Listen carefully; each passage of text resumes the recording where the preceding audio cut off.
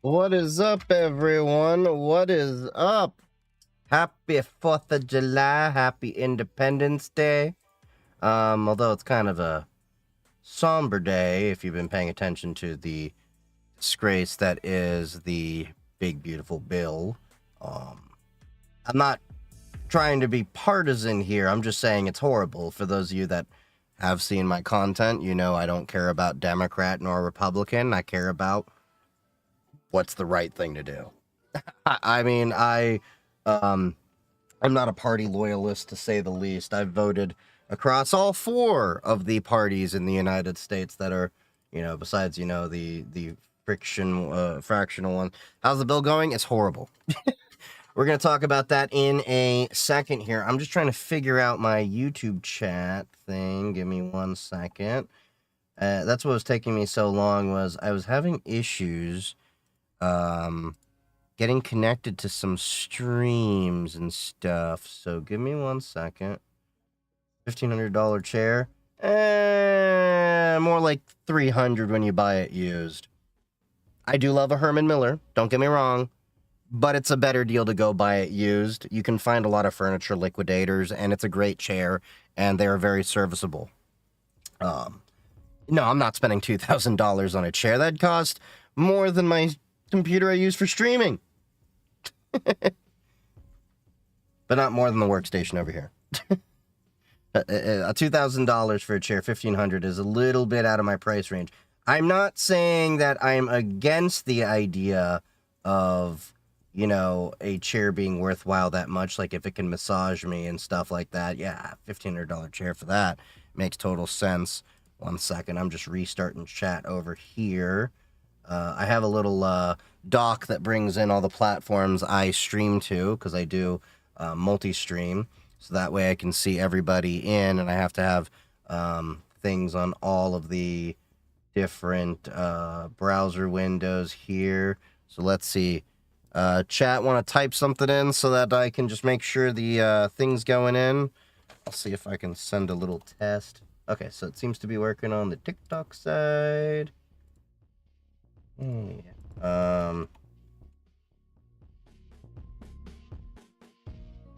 Really gonna make me have to log into that. Cool. All right, so the tubes are working, and let's see. All right, the Kick's working. Is the Twitch working? Oh yeah, okay. All 4 platforms are working just fine. Hooray! Oh yeah, I should probably put my headphones on. And hell yeah, did it get passed? Apparently it did get passed. So I was taking a shower because I worked out this afternoon. So it's morning there. What time in the morning? Because it's like almost 8 o'clock here. But apparently, so I was listening to Phil DeFranco in the shower. And because I just finished working out, got the groceries I needed to get before 4th of July sets in. My favorite kind of wine was apparently sold out in every freaking store. You know I like my Portuguese Vinho Verde.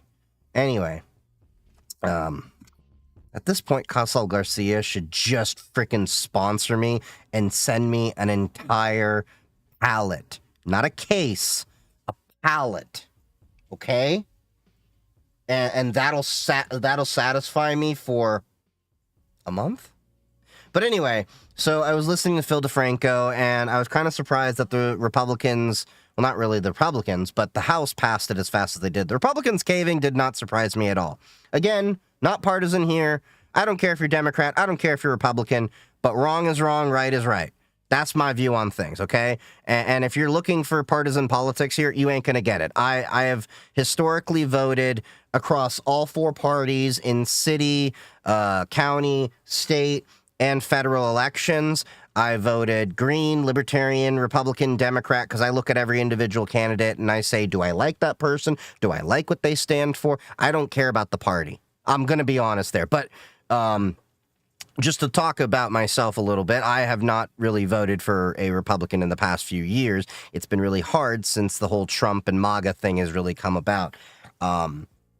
before I get into the big beautiful bill, I wanted to like share a little bit about me. I talked a little bit about this and my history and like how I was a schmuck in the past, and but then again things were different as well, because if we look at like the Republicans when I grew up, we had George Bush and John McCain, and for all the things that people can complain about those two people, I can at least say in the bottom of my heart, and I said this on Blue Sky and Mastodon earlier.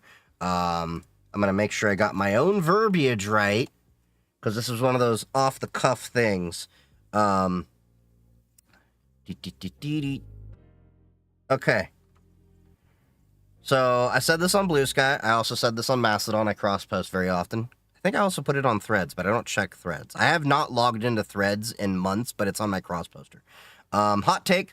Calling Bush the devil may have desensitized people to legit warnings about Trump. I don't care for Bush, but I do think he meant well for the country. Trump, I genuinely can't say the same. There's a difference between bad policy and bad intent.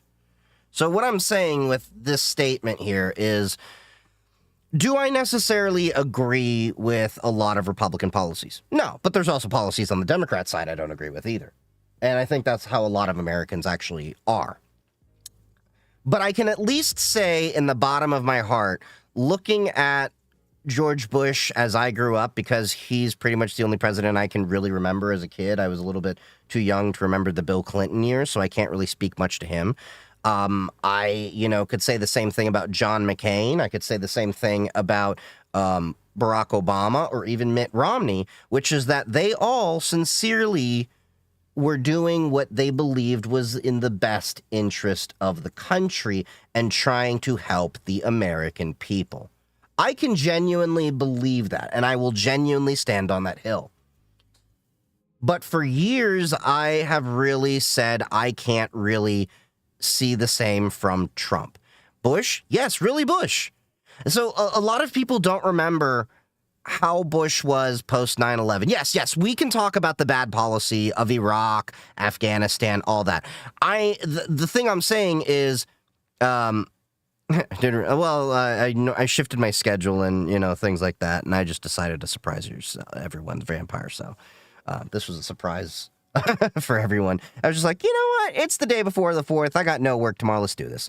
But genuinely, I would really say that I can disagree with a lot of Bush's policies. Bush Jr., not Bush Sr. I wasn't alive during the Bush Sr. years, or at least can't remember them.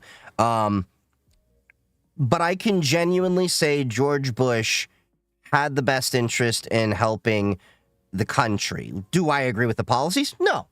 No Child Left Behind definitely left kids behind, and different things like that. But let's look at his response to post 9/11. And if you don't remember, I remember as a kid when it happened, he did his best to try to unite Americans and get us all to understand this was a horrible tragedy and go through it. If Trump were to go through the same kind of situation, I don't think he would be one to actually try to bring America together. I think he would demonize one side and blame another side and all that. And yeah, that's where my point of view is on that. There's a little tangent there. I'm sorry. But needless to say, yeah, the Patriot Act was one of the worst pieces of legislation. Again, going back to what I said, bad policy does not equal bad intent. I'm not by any means saying the Patriot Act was a good idea. However, let's contextualize this. Patriot Act was the result of post 9/11 issues. Do we agree with that it was good policy? No. But you have to contextualize why it happened and why people were jumping to these conclusions. So you have to understand, and this is the one problem that people have with politics a lot of times. They just look at it and say, no, you're a horrible person because of this. You have to contextualize what's the background for their view and to reach this conclusion. Do I agree with the Patriot Act? Absolutely not. Do I understand why and where it came from, knowing the history of where America was in at that time? Yes. Just in the same way as Do I think McCarthyism was a good idea? No, it was absolutely horrible. It was a dark time in the United States. But do I understand where it came from? Yes. That's my perspective on it. Yeah, so that's my point of view. Now, when you look at, Trump and a lot of the things that he's done, I mean, what is they talking about, like, with the big, beautiful bill and everything? We're talking about potentially millions of Americans that can be kicked off SNAP. It's going to overload states because they're shifting the burden from the federal government to a lot of the states are going to take care of, the expenses for that. And you might be saying, yay, more states' rights. But here's the problem.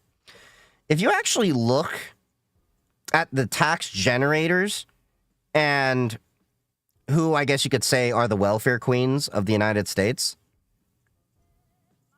blue states overwhelmingly tend to be tax generators. And while we look at SNAP and Medicaid benefits tend to be equal amongst Republican and Democrat people, it does happen to be a very heavy amount of people in red states, particularly in the South.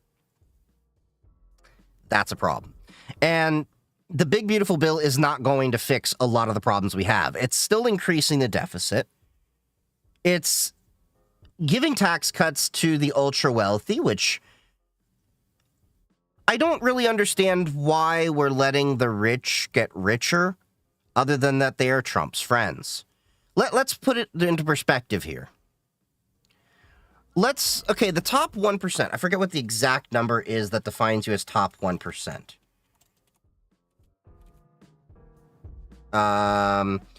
Typically needs to earn at least $787,712 annually to be one of the top 1%. Now, some states it's a little bit different because of the, states that, but let's talk at the federal level. Roughly $750,000 is what you need to be in the top 1%. Okay? I know it's not as high a number as people think. Now, if you get the top 0.1%, yeah, that needle moves a lot more. Not going to dispute that. But if we talk about the top 1%, just to simplify things. Yeah, I beat you to it, the Beto. But let's just do a simple math equation here, all right? I got my handy-dandy calculator, all right? So let's say just... Okay, hold on. Before I do that. Tax rate of the top 1%. We're going to do simple numbers because I'm not an accountant that can do any of this stuff. Okay, so according to... What is this? Tax Foundation? Okay. IRS data, blah, blah, blah, blah, blah, blah, blah, blah. Top 1% income share rose from... Okay, the average tax rate of the top 1% is 25.9%. Now, okay, average income taxes paid, blah, blah, blah. So let's use that number. Let's simplify it down. $750,000, okay? So, times 0.259, okay? So, roughly $194,250. You're telling me, after taxes, now again, simplification here, because not an accountant, cybersecurity guy. This is a rant about a few things of the big, beautiful bill. You're telling me you have roughly $500,000, 550. Hold on.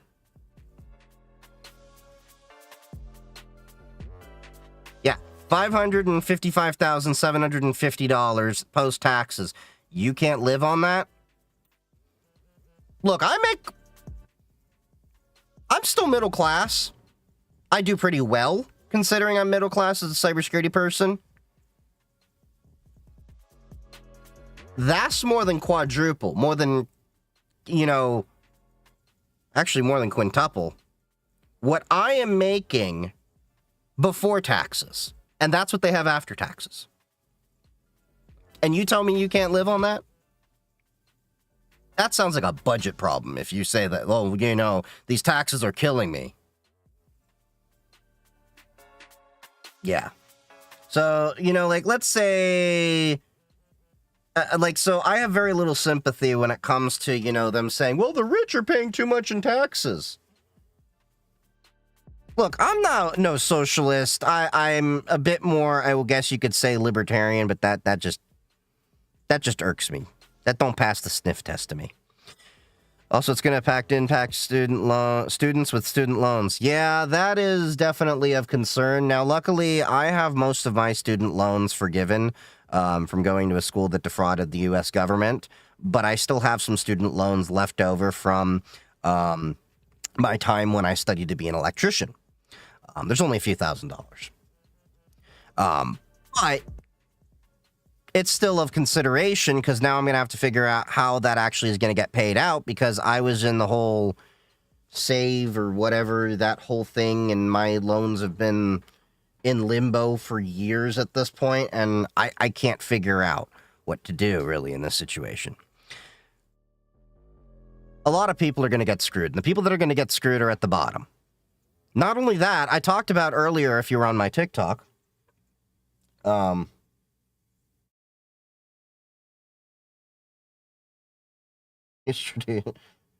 the hell?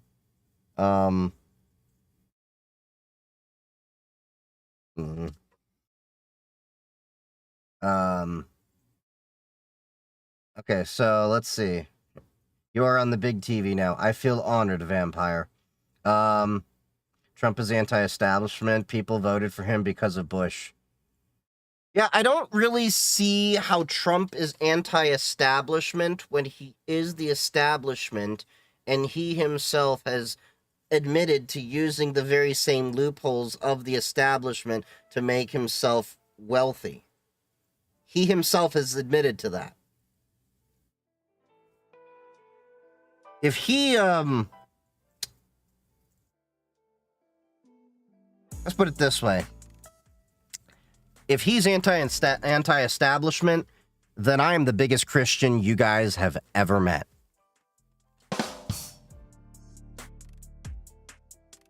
The joke here is I'm not. No offense to anyone who is. Just saying.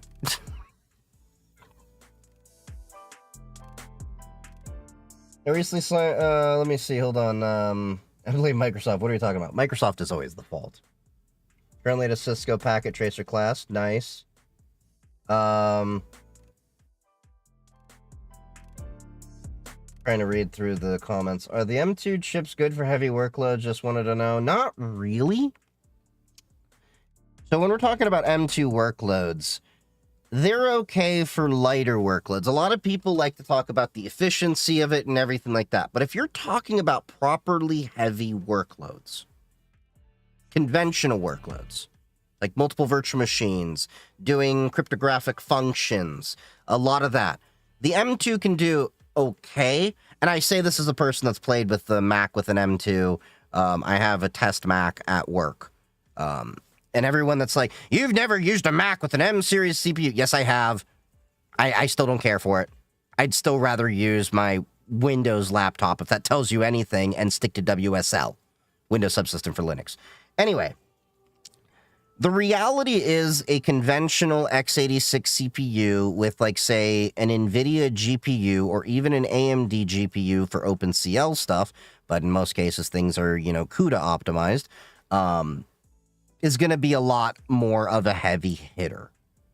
Like it or not, the M2, M3, M4, all those CPUs still can't quite get close to, even in many cases, a mid-range modern NVIDIA GPU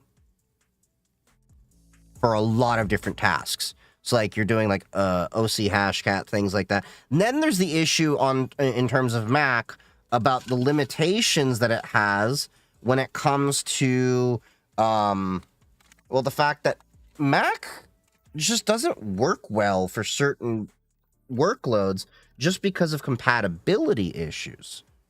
hardware aside, there are certain things where, you're going to find Linux still excels. And I've yet to see an M series chip try to run SolidWorks. That's a good argument. I'm not sure it's an issue that they can't do it, but the question is, how well can they do it and under the workloads that they need?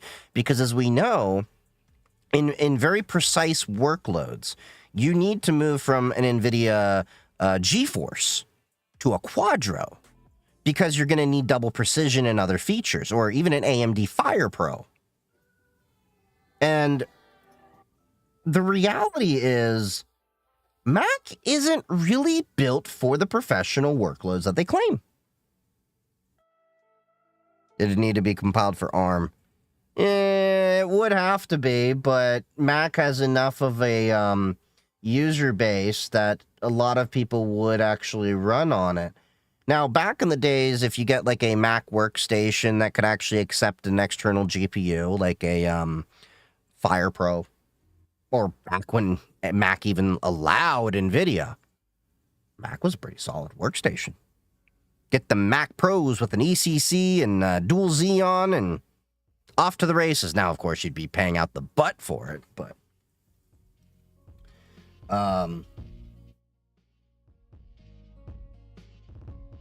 recently signed up for a service and got sent my password by email, like the email and password that I set myself to my email. What the hell? Eon? I don't know how to say your name. You can correct me that. If I said it right, let me know. What that tells me is they have not encrypted their password database. So your password is probably stored in plain text in their web server database. It's not hashed. It's not salted. It's not even, doing bcrypt, none of that. Your provider should not be able to know what your password is. So anyone can go into that database and grab it. If any service ever tells you what your password is, aside from like your first time password, like you just set up your account, here's your temporary password. That means that password is not securely stored in a database that is encrypted and ideally salted. Owen, okay. I was close. This was a permanent password I set myself. That's scary.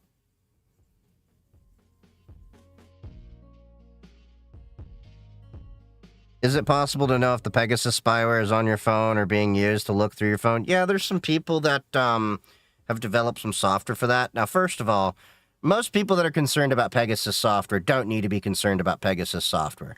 The people that should be concerned about it are nation-state actors, people with high profiles, things like that. Look, even me, I'm small fry. Nobody gives a crap about me. At least at that level. Okay. I'm trying to remember. Hold on. Software detection. There was somebody that wrote something. Amnesty International was who created it. Let me pull it up. Give me a sec.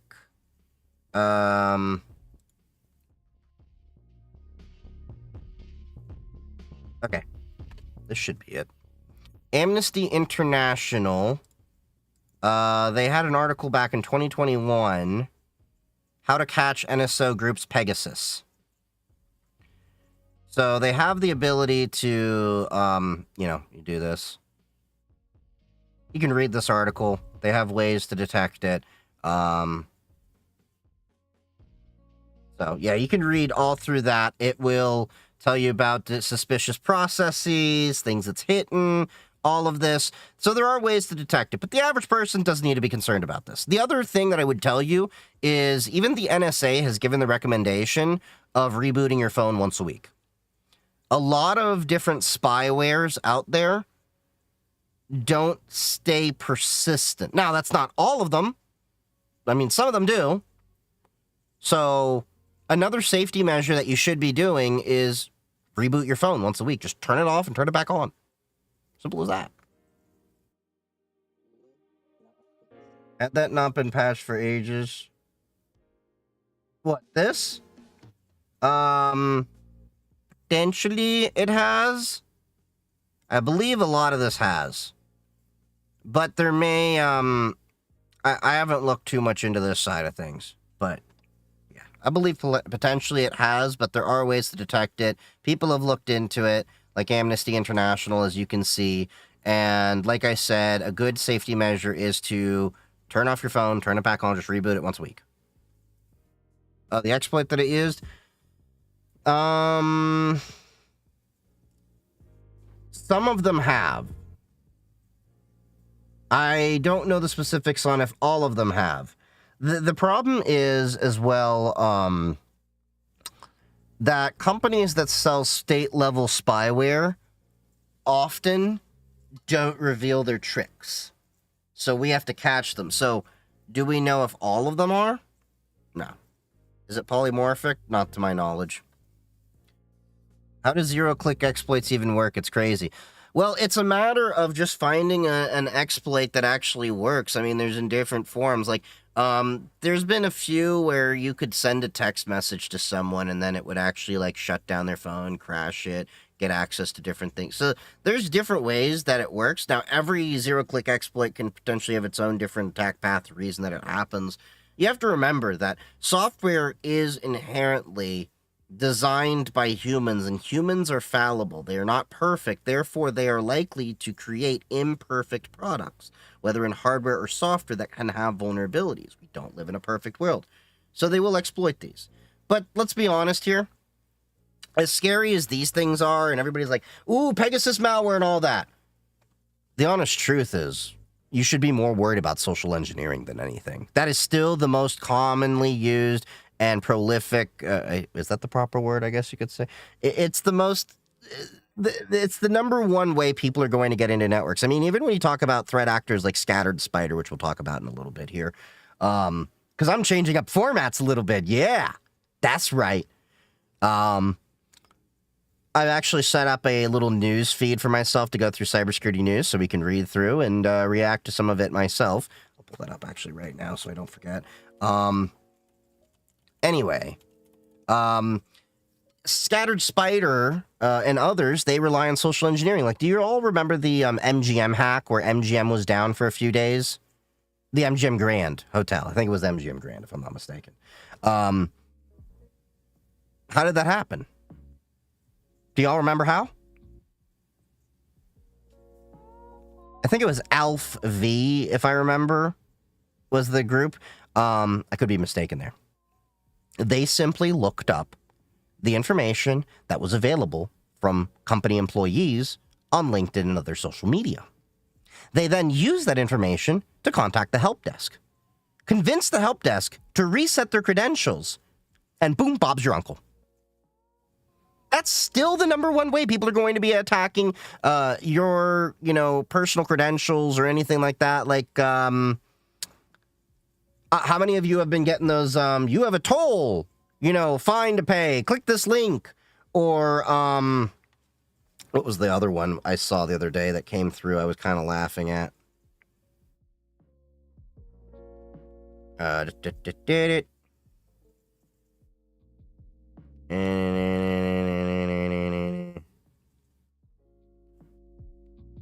Oh yeah, there was a thing that came through.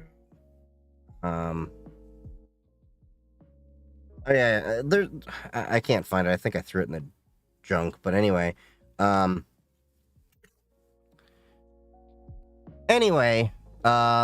reality is that most of the attacks that'll still come across will start through the social engineering. So it's not really of. That's where I think most people should be focusing their efforts on. Phishing, smishing, scanning random QR codes you shouldn't be doing. Hell, I've as a experience. So I had a friend that had a restaurant, and I asked him if it was okay to do a little experiment because he had QR codes for menus. I swapped the QR code. Like, literally made a sticker that matched everything. Like, it was close enough, you could fit right over. People were just scanning it. I don't scan random QR codes.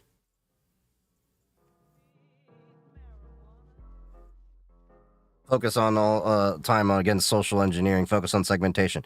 Or you could do both. Because here's the reality. The first door they come through is social engineering. And how do they usually come through? Through employees that aren't trained and prepared to stop these kind of things. What camera do I use? It's a Sony... God, what the hell? ZVE-10, I think it is. ZVE, it's a ZVE something. I don't know, somewhere. Segmentation is easy as a concept, but hard to implement in a running organization. Yeah. But at the end of the day, if you're... Let me put it this way. I can build you a castle. We can build you high towers. We can put a moat. We can put piranhas in that moat. Alligators, whatever the hell you want. I can put turrets with archers in there. We can... You use your imagination. But if you freaking lower the drawbridge, what good is any of that? That's the problem.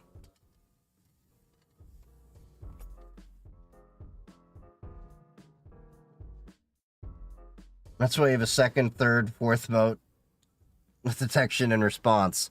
But again, if they social engineer their way into having the permissions to turn that stuff off, as was the case with MGM Grand. Because do you know what they did with MGM? They took their identity and access management over. They took over their Okta platform. Okta wasn't at fault, from what I recall on that. At the end of the day, and all cybersecurity training will tell you the same thing, as well as my experience, the weakest part of anything in cybersecurity is always the human. The human's the weakest part. Could network scanning analysis stop this, though?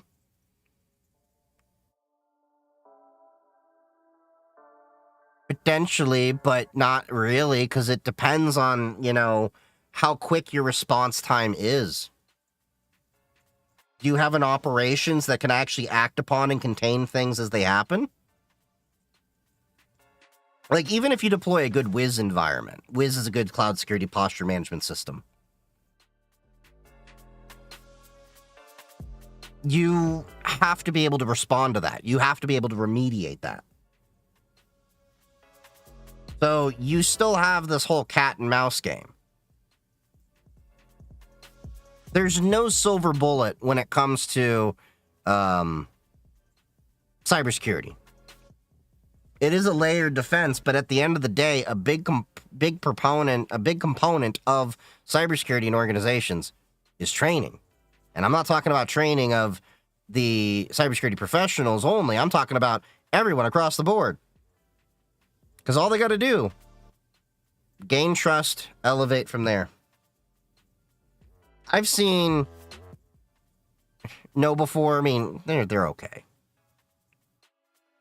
But I'm more of a proponent of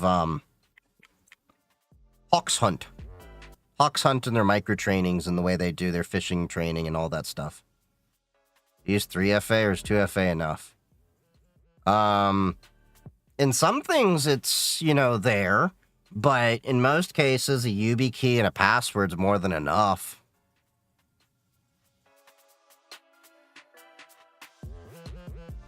One of my clients just wired $13,000 to a bad bank account because of the most fishy email ever.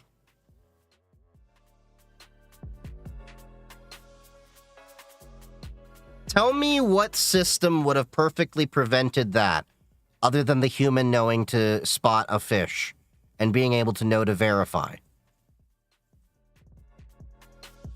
I mean, I can sell you a great email protection system that can catch fishes, but there are still phishing emails that slip through the best phishing protection systems.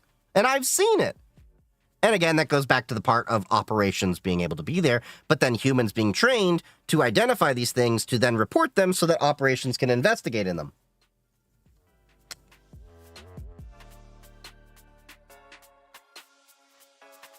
Is Authenticator apps good? Absolutely.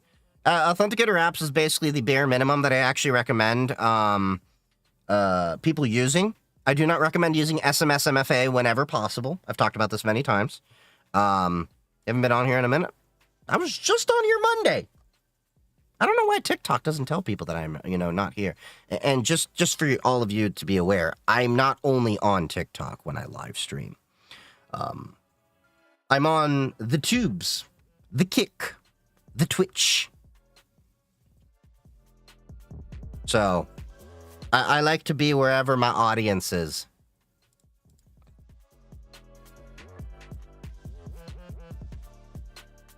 All right. Ooh. All right. So, let's go through some news, shall we? All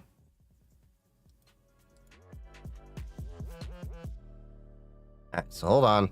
Let me pull this up. Let's start up with, and now remember, I'm going through this news with all of you. I haven't read this. This is coming to my feed. From Blaze's security blog, Steam phishing, popular as ever. A month ago, a friend of mine received the following message on Steam. Ooh, Steam phishing. Anyone here use Steam? I use Steam. Is the antivirus needed these days, or is Windows built-in Defender good enough? For the average person, Windows Defender is more than enough. Again, it comes down to just don't do stupid things with your computer, and you should be fine. Now, are there better antiviruses out there? You betcha. Even Microsoft has a better version of Defender called, Microsoft Defender EDR, but that's a business thing. You don't need to worry about that. If you do happen to want to get a better antivirus out there, not saying you need to, just letting you know. Bitdefender's a pretty good one. Now, in terms of business, Defender EDR is not too bad, but I'm still more of a fan of CrowdStrike. I see some of you typing right there. Ooh, really? They did that? Yeah, we get it. They, crashed things in July, but trust me, they've done a lot of mitigations that we now have the ability to control the content updates and things like that, they actually were on the ball after that. And after, our company was affected, but we were back up and running within, I think we were hit around, 2:30 in the morning, like the rest of the world was, and then we were back up and running operational around, 7:30 in the morning, and then at that point, just going through end users and walking them through to reset their machines and everything, and I think by end of day, we were pretty much mitigated that when we came back next week, I think by Tuesday, we were actually at the point of, we haven't been able to get these machines back online. Do we really need these machines anymore? Oh, cool. Tech hygiene, cleanup. Yeah. But anyway. Sophos and NordVPN caused an issue, and Windows repaired deleted NordVPN. Well, I can understand why. I'm joking. I don't care for NordVPN, though. Who has seen the new Jurassic movie? There's a new Jurassic movie. I still haven't seen the past few. What's your favorite for Windows, Android, and Wear OS? I barely use Windows except for the Streambox over here and a couple of Windows apps. Android, I really just use my Pixel, and I don't really do Wear OS. I'm basic. I'm playing with the Pixel Watch, but we'll see. Not like those idiots. Plugs rubber ducky in the computer. Third VPN is a joke. They showed how many companies' BCPs are a disaster. Oh, absolutely. Don't get me wrong. CrowdStrike, they took their lickings. But in my honest opinion, if your corporation was still down by Monday, that's on you. Because CrowdStrike identified the issue in 15 or 20 minutes and stopped pushing out that update. But the machines that had already grabbed the content file update had, done the thing. So, like I said, we were back up and running operational in 5 hours. with, you know, people getting paged through like PagerDuty and stuff like that. PagerDuty, Jira, Ops Genie, things like that. How to stay safe downloading APKs.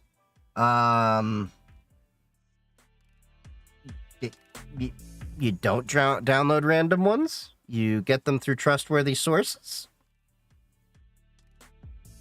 Anyway, back to the story that we were talking about. So, this came through. Steam phishing, as popular as ever. It's from someone. They were sent an image. Oh, there you go. Someone sending them a gift card from Steam Community. Wait. Community with a U and then 2 I's. And then a follow-up there with Sturm Community. Nice little typo squat there, bud. Pretty straightforward. What was going on here? Differences are subtle enough they click. I mean, they're subtle. This is why you always read every link. And, of course, you analyze the link that you can get, because even on Discord, there's ways to mask the link that is actually linked. Because you can make it display as something else. Okay, other phishing sites related to this campaign. So they got quite a few over here. Interesting. But yeah, Steam phishing. That came from Blaze's security blog. Alright, let's check what else is on the feed here.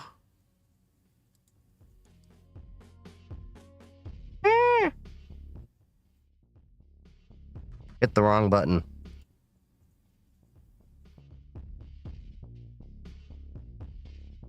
Alright.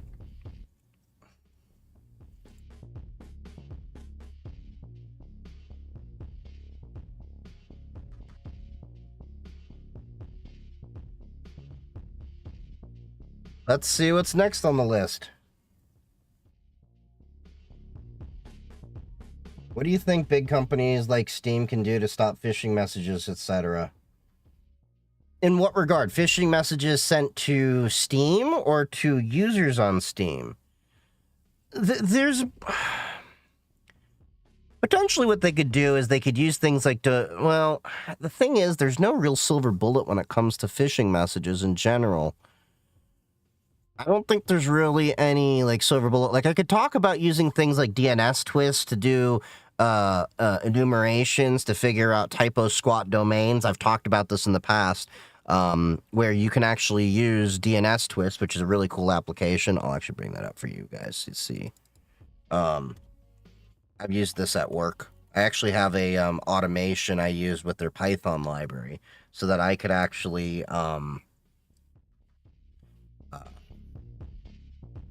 go into it. So let's say steam.com. All right, we're just going to Steam, and we're seeing all the potential typo squats out there. These are all the potential typo squat domains that are out there related to Steam. Now, are they directly related, like ateam.com? Probably not. But we can, you know, go through this and see who's typo squatting.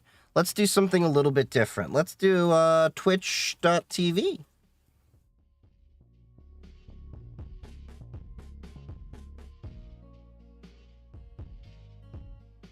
So as you can see, like, you can do a check and build this in to actually look for whatever's out there. Now, this is the web version out here. Typo squat is literally when you make a typo on a domain. Like, instead of going to, let's say, google.com, it's G00GLE. It's a completely different domain, but it's typo squat. Or, you know, it's preying on you, like here. Look, just like this. So you've got twitch.tv with what looks like an L. You've got Twittick, you know, like, so you hit D instead of C. That's going to be a typo squat, potentially. So, you know, you have different things out here. So they have like insertions, bit squatting over here, addition. So are these legit? Potentially, but probably not.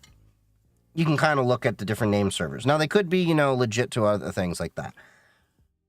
Or add account validation requirements through phone, things like that. You can do that, but then you have to remember not everyone has access to a phone that uses Steam. I know this is going to be crazy, but let's remember, not everyone who plays video games is even a young adult that has a cell phone. Do I think that's a great idea for parents to do? No, but it's the reality.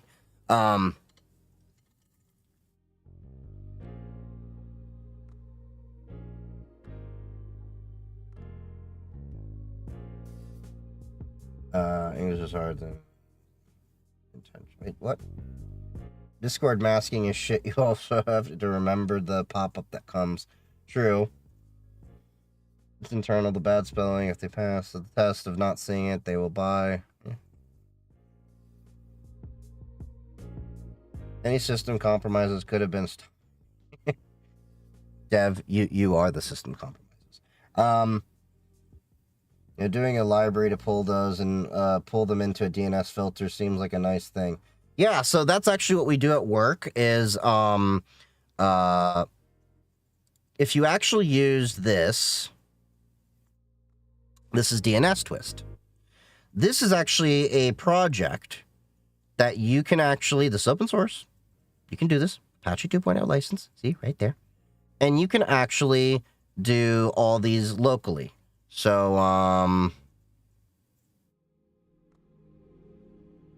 think I have this installed.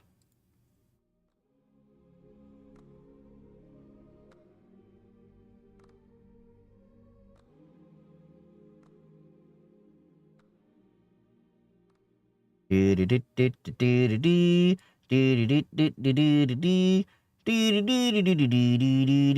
they also have an app here.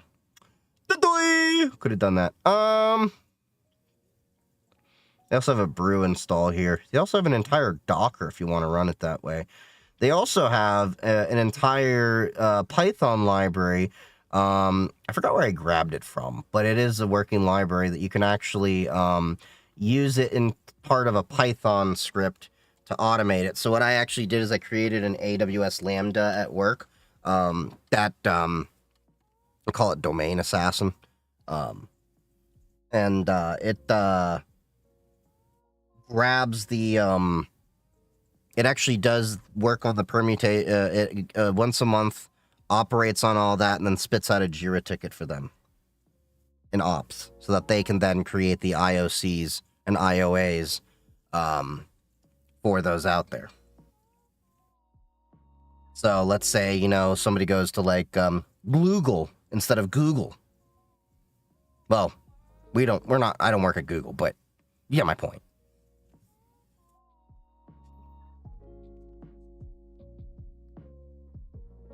But let's see. Okay, so DNS twist. Was it dash tape? Did it. Only registered domain names. Yeah. So let's say twitch.tv. So you can actually do this. Now, this is the reason why I have a Ryzen 9 5950X is I have all 32 cores going. Process, baby! And there you go. Spits out a list. I can save money now, one can eat. Getting money in the daytime, even kinda when I sleep. Wake up to getting bread, bitch, I do this for the streets. ADHD. Don't know why that sound cut out, but thank you for that sub there, Cold Fire. Appreciate you. Found a bug, so just got my flight to DEF CON and Black Hat. Nice. For list to provide to my ad guard. Thanks. Oh, you're very welcome. Well, maybe you'll be able to run into me at DEF CON.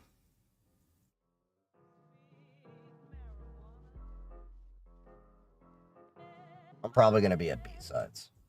Yeah.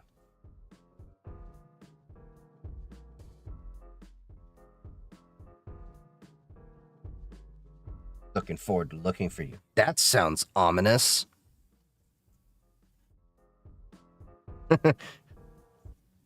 Grab your blocks when you see Tupac. That's the closest I had. Meant with love. She even got me on camera.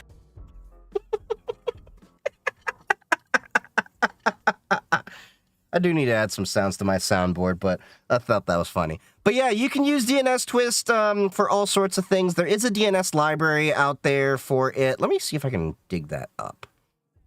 Oh yeah, and if you're curious about the website, it's dnstwist.it. So DNS Twist it. Pop it. Twist it. That is an old 90s reference. Did y'all ever get to play with your Bop It? No, that was not a disgusting thing before you put your mind there. DNS Twist Python library. See if I can find this. Hold on. Bye-bye. Importing DNS Twist.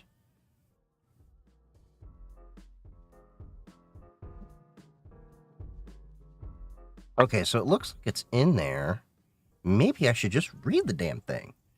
DNS Twist, blah, blah, blah, blah. There should be a way I remember calling it upon as a library. Okay, so they have an API in here that you can actually use. So you can actually pass things into this. Ooh, they have a Splunk add-on. That's nice.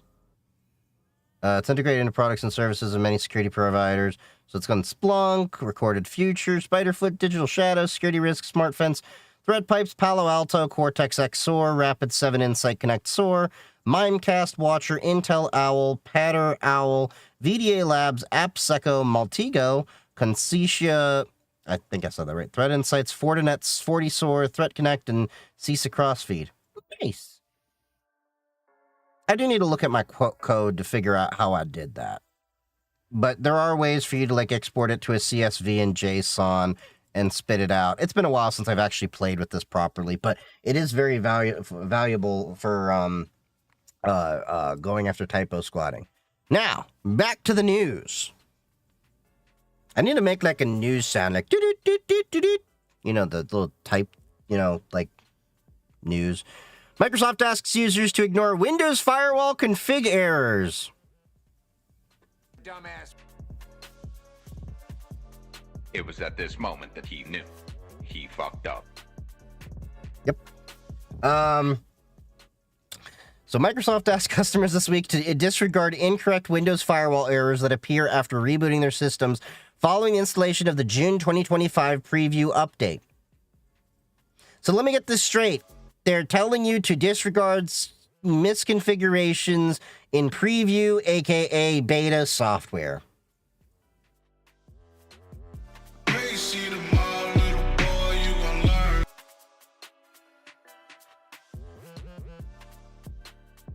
Okay, so these incorrect firewall errors will only appear on Windows 11 24H2 systems. Aren't we on like 25? What's up, Mr. Nemo? Okay. So, yeah. Microsoft did a Microsoft, and Microsoft did Microsoft things. Alright, let's see. What else do we have?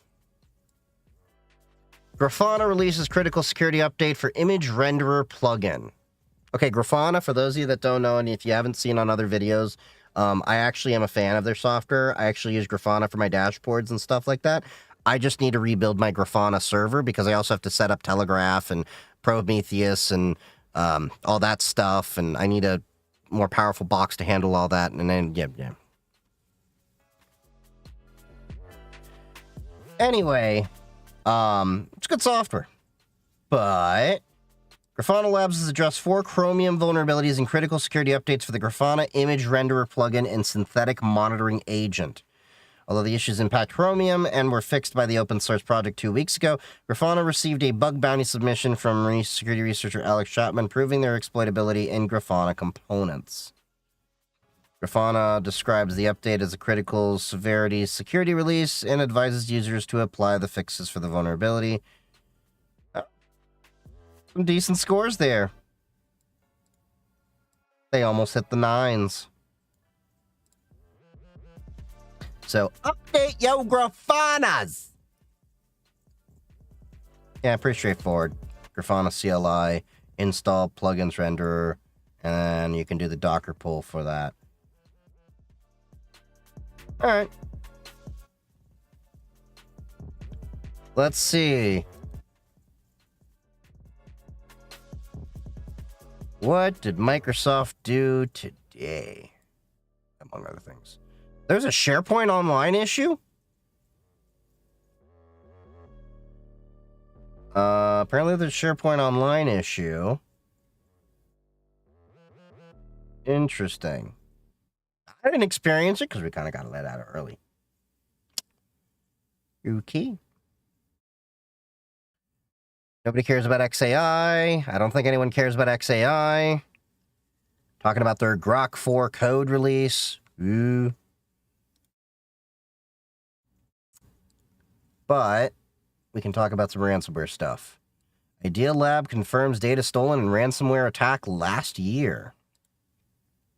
Idea Lab is notifying individuals impacted by a data breach last October when hackers accessed sensitive information. Although the organization does not describe the type of attack, the Hunters International ransomware group has claimed the breach. My, that is a long name. Hunters International Ransomware Group has claimed the breach. Okay. Idea Lab is a California-based technology startup incubator that since 1996... Oh, they've been around for a minute. Has launched over 150 companies, including GoTo.com, CitySearch, eToys, Ooh.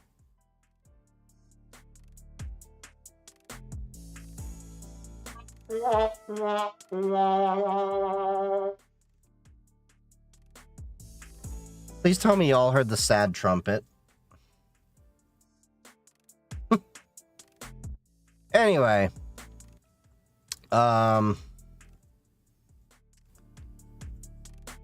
Yeah, Authy was a multi-factor authentication app I was recommending for a while, so I'm curious what information they actually managed to get, if it's tied to that or just there.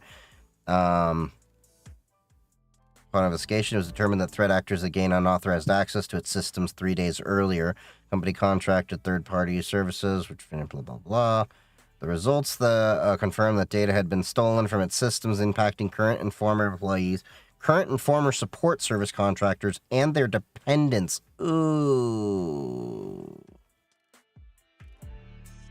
In the sample notification shared with authorities, Idea Lab did not describe all the information exposed in this type of data, saying only that the hackers accessed only names in combination with various other types of data. On October 23rd, 2024, likely after a failed extortion attempt, Hunters International disclosed the data stolen from Idea Lab. The leak contains 137,000 files containing a totaling 262.8 gigabytes in size. That's a good chunk of change. Time of writing, the download link no longer works, but it's very likely that multiple threat actors downloaded the files earlier. Earlier today, the threat actor announced that they're shutting down Hunters International and deleted all company entries and files from its extortion portal. The hackers offered to share free decryption keys for all their victims. Well, that's so kind of you. You just blew their systems up, and now you're shutting down and saying, hey, yeah, sorry, bud. Here's the keys. We deleted the data.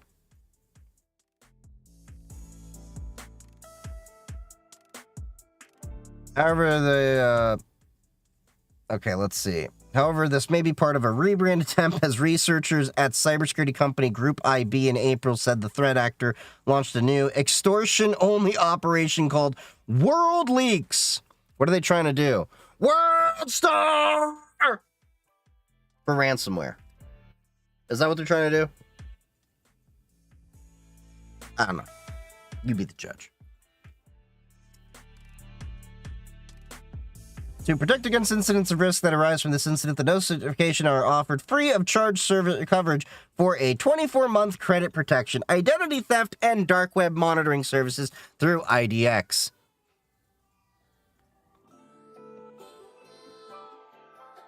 How many times have I said, I am tired of businesses being caught with their pants down when it comes to PII information being protected properly? And then the response is basically, oh, sorry, bud.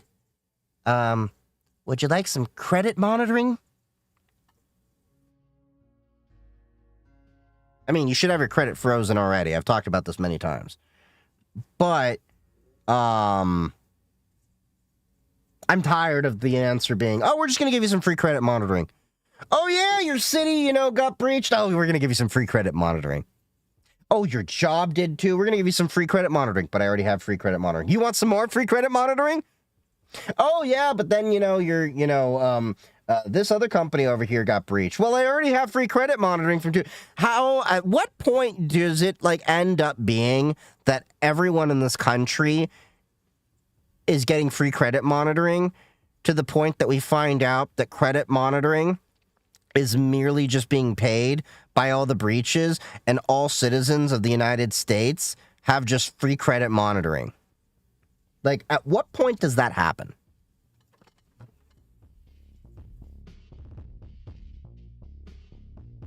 Anyway.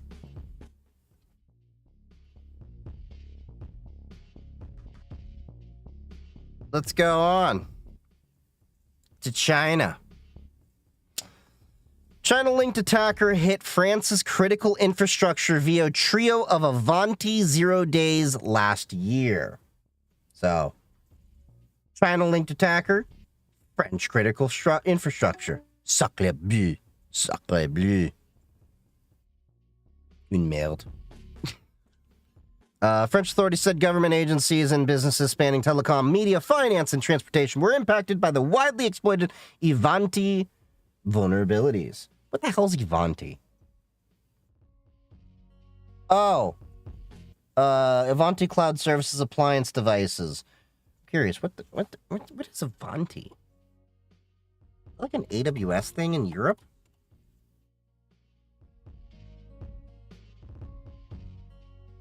So Avanti is this. Finds, heals, and protects every device everywhere automatically, whether your team is down the hall or spread across the globe. Makes it secure. So what do you do? What do you do? Oh. Really? So the software that's supposed to provide you network security got exploited? And exposure management? And endpoint management and security? And service management? Last year, 0 day. Because it was a 0 day last year. So the problem is that you're going to realize when it comes to cybersecurity is we often don't know the facts of a breach until days, weeks, months, and sometimes years after the incident has happened. Sometimes we don't learn them at all because the reality is, up until the past few years, there was no regulation actually requiring disclosure of a breach. Now, the problem is we still don't have requirements in many areas that have requirements of disclosure of the RCA, the root cause analysis. But you can go through, what is it, the SEC has a certain form filing you have to do now whenever you have a breach. So now we're actually having to comb through SEC filings to find out if a company was breached at all, because a lot of companies are not doing the ethical thing and getting in front of it and telling people, hey, we got boned. And these people were affected. because companies don't often want to do the right thing. Their main interest is make stock line go up. And you know what breaches do? They make stock line go down.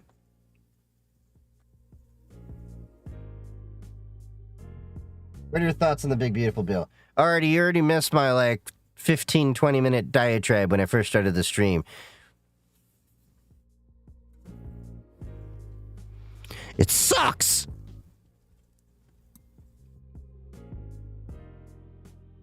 So I already made a TikTok video talking about the 6 gigahertz bandwidth, 6 gigahertz Wi-Fi being possibly affected, as well as citizen broadband, radio broadband. But the big beautiful bill is just a horrible monstrosity. It is anything but beautiful. It is beautiful only in the way that one person, after drinking a 12-pack with beer goggles, suddenly finds that thing beautiful. And to be clear in context, I'm talking about all 12 of those beers were just downed with a beer bong. Got it.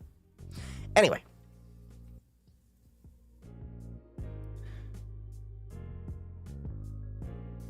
So, alright, so French authorities attribute the attacks to UNC 5174, a former member of Chinese hacktivist collectives likely working as a contractor for China's Ministry of State Security.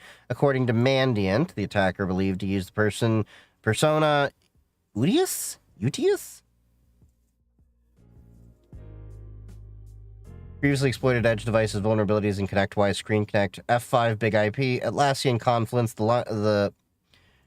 there's a typo, the Linux kernel, and Zyxel firewalls. People use Zyxel? I have never really touched a Zyxel. I see them, but I've just never known anyone to touch them. I thought they were a myth being used. They released a patch in 2024 and strongly urged all customers to upgrade to a CSA version 5.0, which is not affected. That affected an end-of-life version of Cloud Services Appliance. Okay. So that was interesting. Ooh. But what's this? Hacker helped unalive FBI sources, witnesses in El Chapo case, according to Watchdog report. Cartel affiliate notified an FBI agent about a hacker who infiltrated cameras and phones to track an FBI official's meetings, the DOJ Inspector General said. Ooh. Hacker working on behalf of the Sinaloa drug cartel infiltrated cameras and phones to track an FBI official in Mexico investigating the drug lord El Chapo. Then used data from that surveillance to kill and intimidate and potential services and... Huh. They learned about the hacker from someone affiliated with the cartel in 2018. Why are we only learning about this now? That the cartel had hired a hacker of many services related to exploiting mobile phones and other electronic devices. The report states, according to the individual, the hacker had observed people going in and out of the United States Embassy in Mexico City and identified people of interest for the cartel, including the FBI assistant legal attaché, Alati, and then was able to use the Alati's mobile phone number to obtain calls made and received, as well as geolocation data associated with the ALAT's phone. Eesh. In the FBI, the hacker also used Mexico City's camera system to follow the ALAT through the city and identify people the ALAT met with. The report continues. According to the case agent, the cartel used the information to intimidate and, in some instances, unalive potential sources of cooperating witnesses. Why are we just finding out about this now?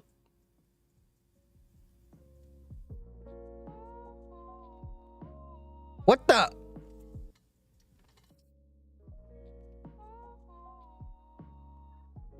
How are we finding out about this just now? Like, seriously. Eesh. Like, if I'm understanding this right, they accessed they had access to the United States Embassy in Mexico City?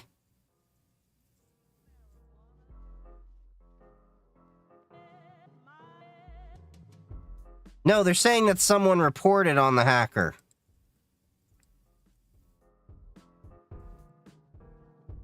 And it looks like it's from a Justice Department watchdog report. So this was an Inspector General report. So that's coming from the official government site. Okay, there's 47 here.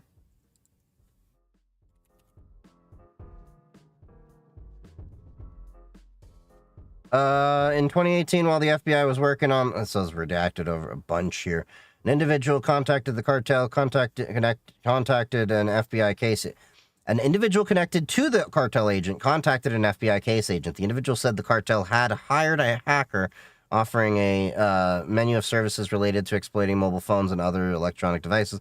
According to the individual, the hacker had observed people going in and out of United States Embassy in Mexico and identified people of interest for the cartel, including FBI assistant, legal attaché, and then was able to use ALATs. Yeah. So it wasn't fake news.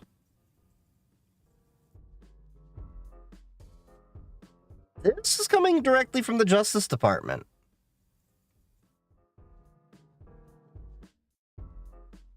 This is a 47-page report.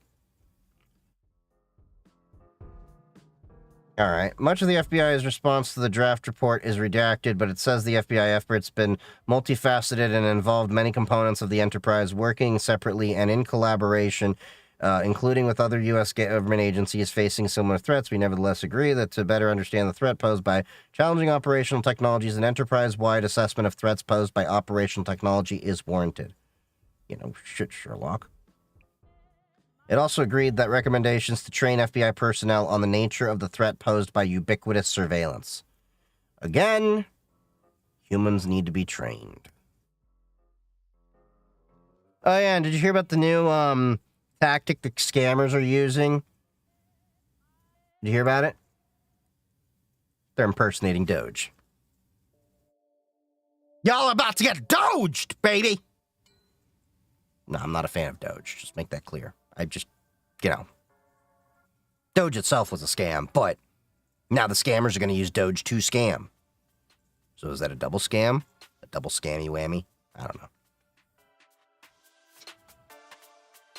So, let's see. Scammers impersonating the blah, blah, blah, in an effort to steal personal information and possibly take advantage of people who believe they'll receive direct compensation from the Elon Musk-created group's supposed efforts to cut down on waste, fraud, and abuse. So this goes back down to the everyone's going to get $5,000 from Doge money that's saved. You remember that grift? Well, Elon Musk ain't with the government anymore. And you definitely ain't getting your $5,000. And anyone that actually believes that, analyzed by experts. Okay, so this was caught by Proofpoint. Okay.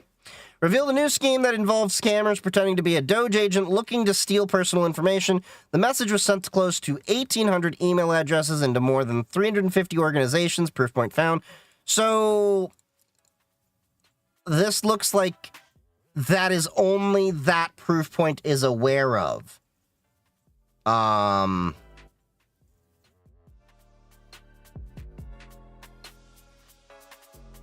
So they could be going on to more things, because that's just who are Proofpoint's customers.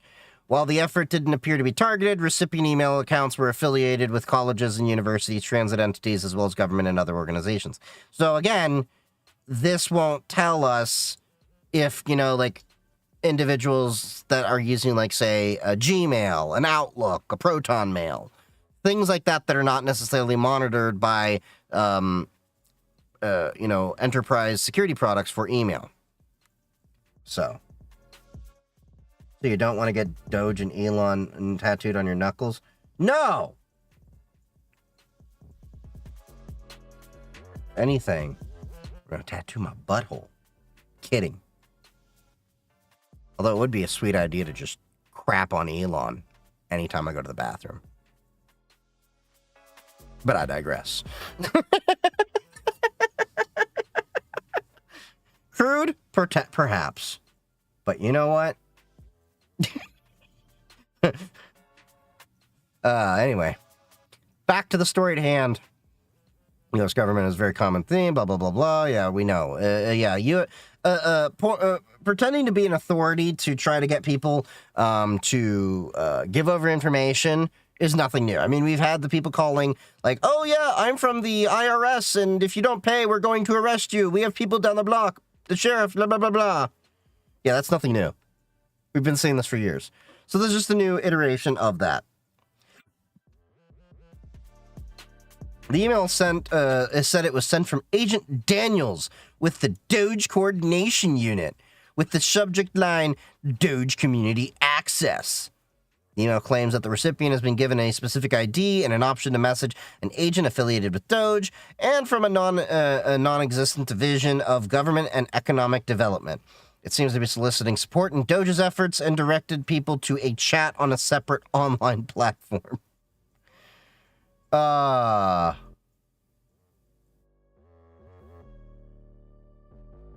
After Scoop News Group flagged the email to Proofpoint, analysts at the company were able to interact with the apparent fraudster, whose lure link brought them to a WhatsApp chat.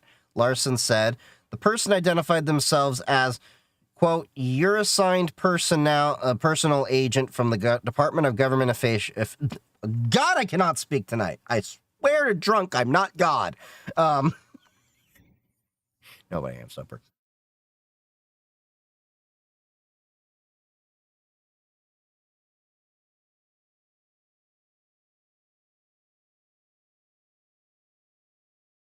Did my dog shit there?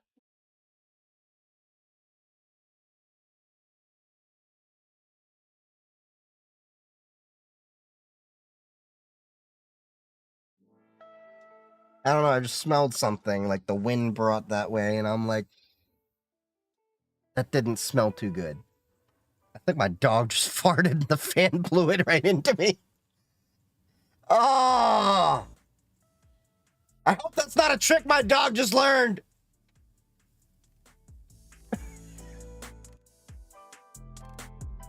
Bad Doge. Bad.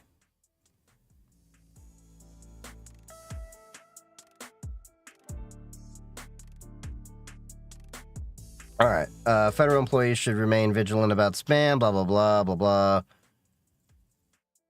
Yeah, so obviously, another version of scamming attacks. Oh, it's been a while since we've heard about this. Top cyber official, Salt Typhoon largely contained in telecom networks. We haven't heard about Salt Typhoon in a minute. Of course, that's in part due to the fact that Joe Biden had a committee that was formed to actually allow for cross-agency discussions, the Cybersecurity Review Board. I talked about this in a previous YouTube video, that Trump had disbanded merely because Biden had created it. And of course, this has hindered the ability for collaboration and cooperation and cooperation and corroboration amongst different agencies. So, yeah.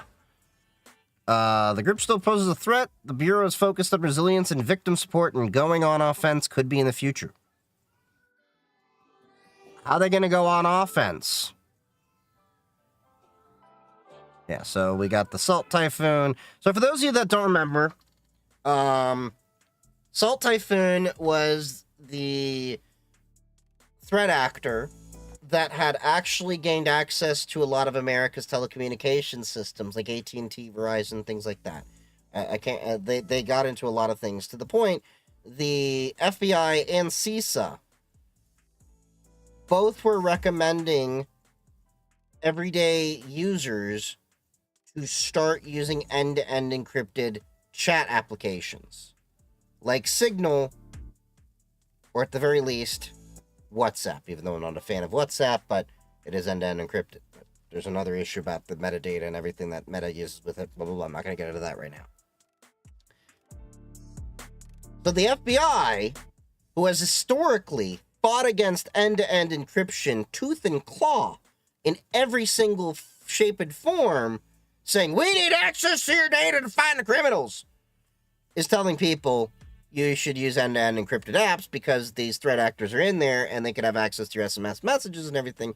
Tells you how serious it was when the FBI is breaking decades-old tradition. You know, the whole BS fallacy of, if you have nothing to hide, you have nothing to fear. That one. Anyway. So, yeah, blah, blah, blah, blah. But there have been additional revelations about victim companies as a result of the United States sharing information about breach specifics and Salt Typhoon tactics with nations in Europe and North America. As the head of the division, Leatherman said his priorities are consistent with those of the recent past, blah, blah, blah. Disputed criticisms about the federal government's efforts to work with victims of Salt Typhoon's efforts. There's not one company I can think of who was victimized that we were not engaged with on a cadence that they preferred to be engaged with us.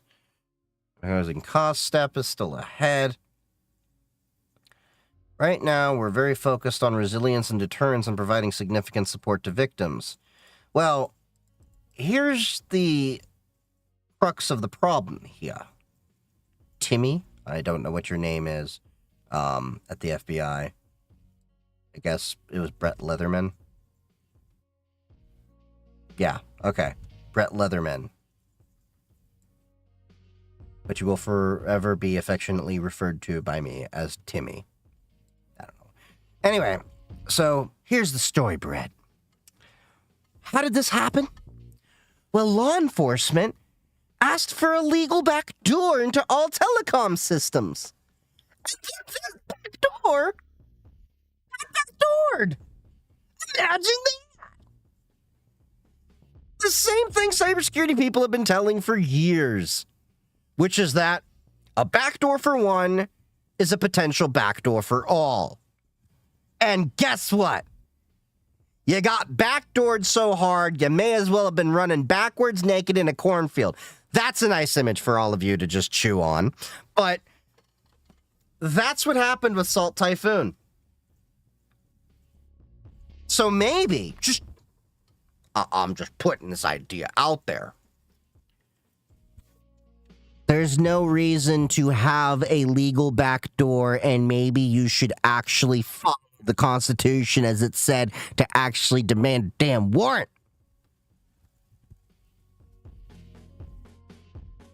All these shortcuts are what are screwing us over. That's the problem we have with a lot of cybersecurity as it currently stands, is the idea that, you know, a backdoor only for the good guys will only remain for the good guys isn't true. It's just like, as I tell people, and as I've shown in other videos too, I can give you the most secure lock. But if you have a key to open a lock, I don't need the key to get in.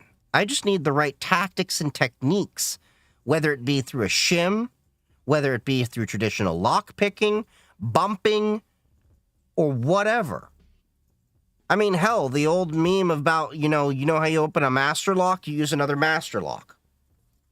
If you've seen McNally and Lockpicking Lawyer, you know what I'm talking about. But, yeah.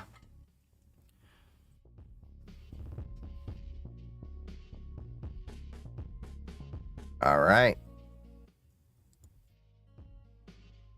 Moving on from the Salt Typhoon, U.S. sanctions bulletproof hosting provider for supporting ransomware and infostealer operations.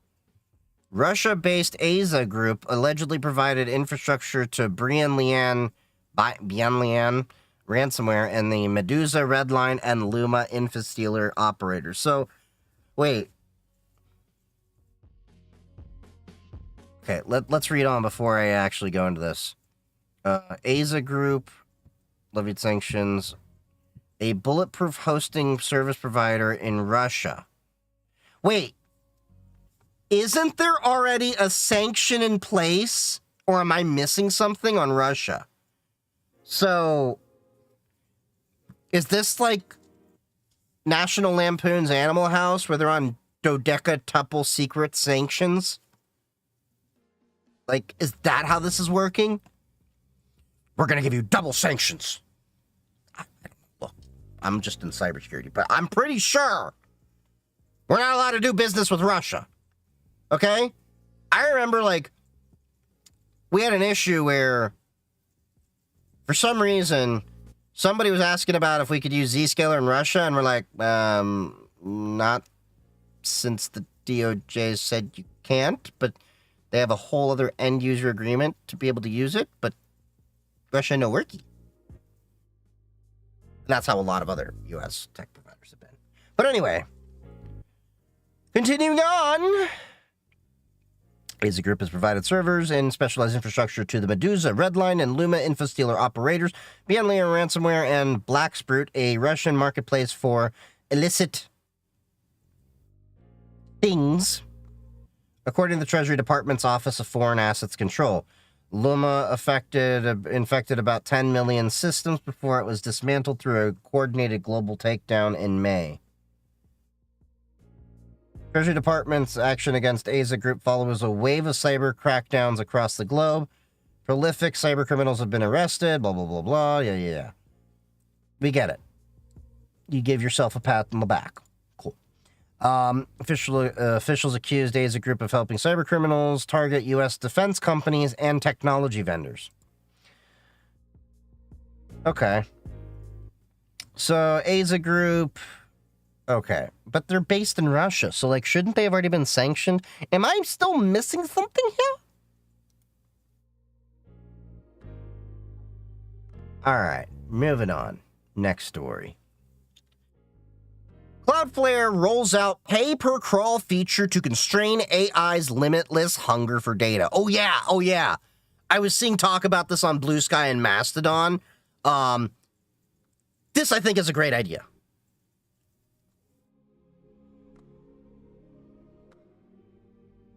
So, the move is the result of customer feedback, since they neither... Okay, so Cloudflare announced Tuesday it wanted to allow customers to charge or block fees... block or charge fees for web crawlers deployed to scrape their websites and data on behalf of AI systems. In a blog on its corporate website, Will Allen, Cloudflare's vice president of new product, and Simon Newton, an engineer manager, said the company is establishing a new system to limit AI web crawlers after hearing feedback from their customers.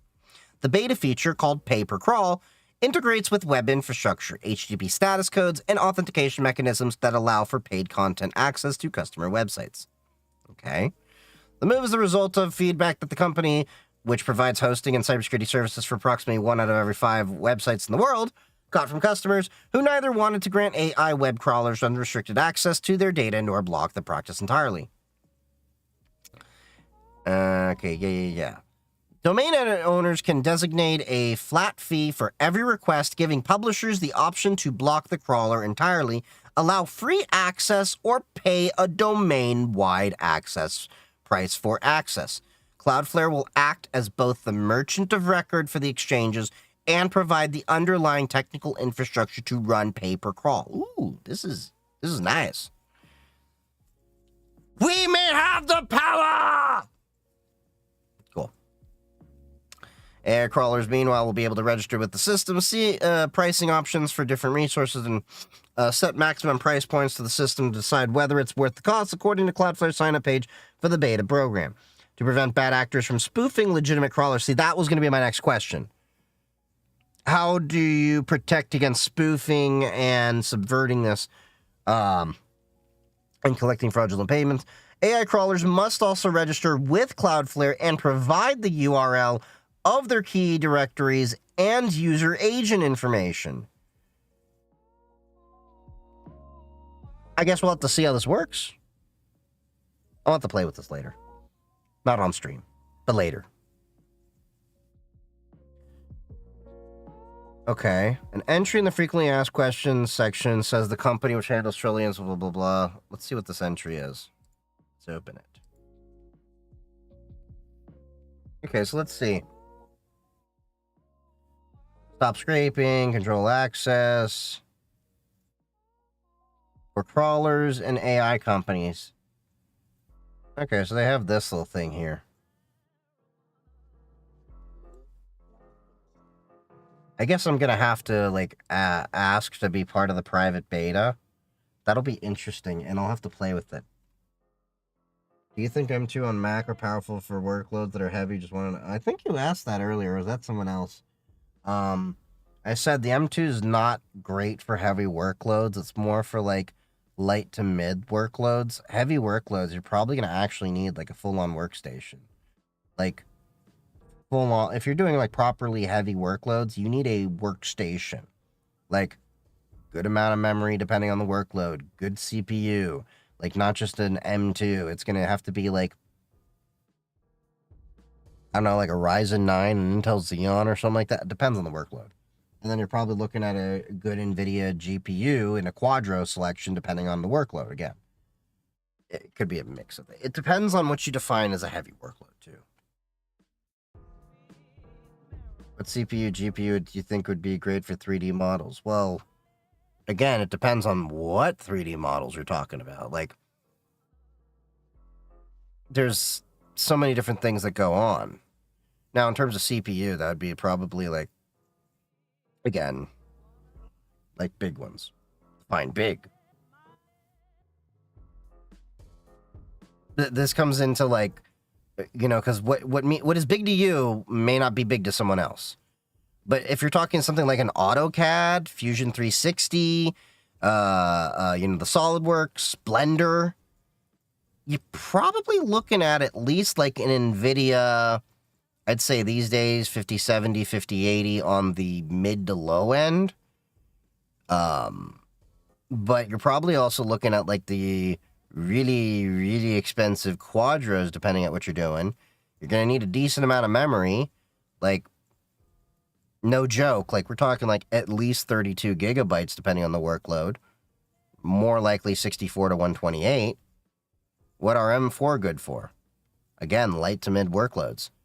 The M series CPUs don't do heavy workloads like a lot of people think they do. And when I'm talking heavy workloads, like we're talking like engineering. We're talking about like straight up heavy 3D rendering. What's up, X1? We're just going through cybersecurity news. But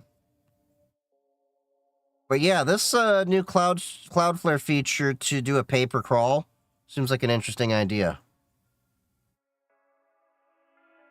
Oh yeah, you're talking about this at work. There's a new type of phishing out there. I don't like saying it because it sounds wrong. It's called quishing. Crishing. Criminals are sending QR codes and phishing malware and malware campaigns. So when it comes to heavy workload, should I get the best workstation computer with more RAM? It's depending on the combination of things. So the reality is, like, what is a good workstation for you may not be a good workstation, or it could be underpowered or overpowered to another person. Like for me, what I do with my little 3D needs and video rendering and stuff like that I need, I have an NVIDIA 3070 and a Ryzen 9 5950X and 64 gigs of memory. That does me plenty well. But if you're doing, yeah, like, it really depends on your use case. There's, you know, like, but I'm going to tell you, if you're really talking about 3D rendering, a Mac is not going to do enough.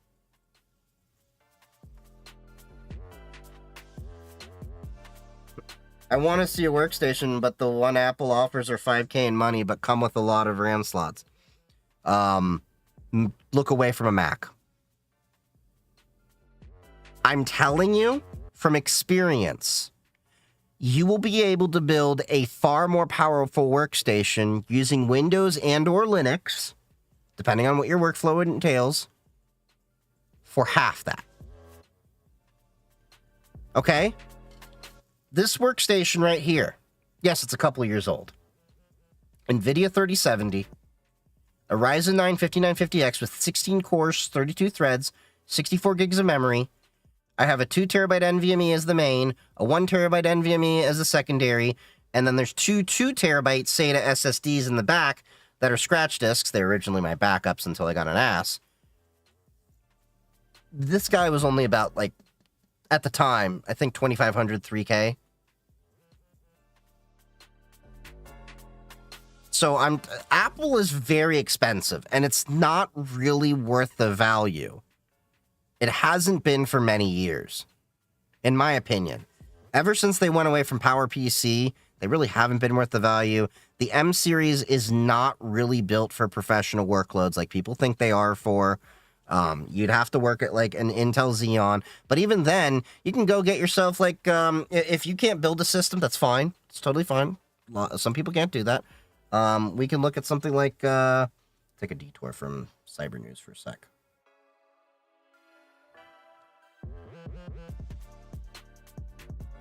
You can find a few options. I'm just going to go through Lenovo as one. Not my Mac Mini, but that's for my use case. It's hard to beat value-wise, again, depending on use case. Yeah. Everyone's going to have a different, use case there. But, like, let's go Lenovo ThinkStation. Okay? HP and Dell also have alternatives, all that. Yeah. Why are you saying to sign in? You have, like, ThinkPad, P-Series, workstations over here, the desktops, and the laptops.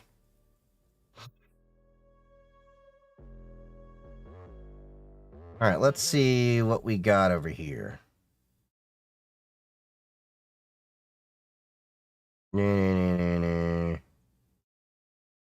Hold on. No. That's not what I'm looking for. Hold on. These are workstation deals. That's not what I'm looking for. Looking at something that'd probably be...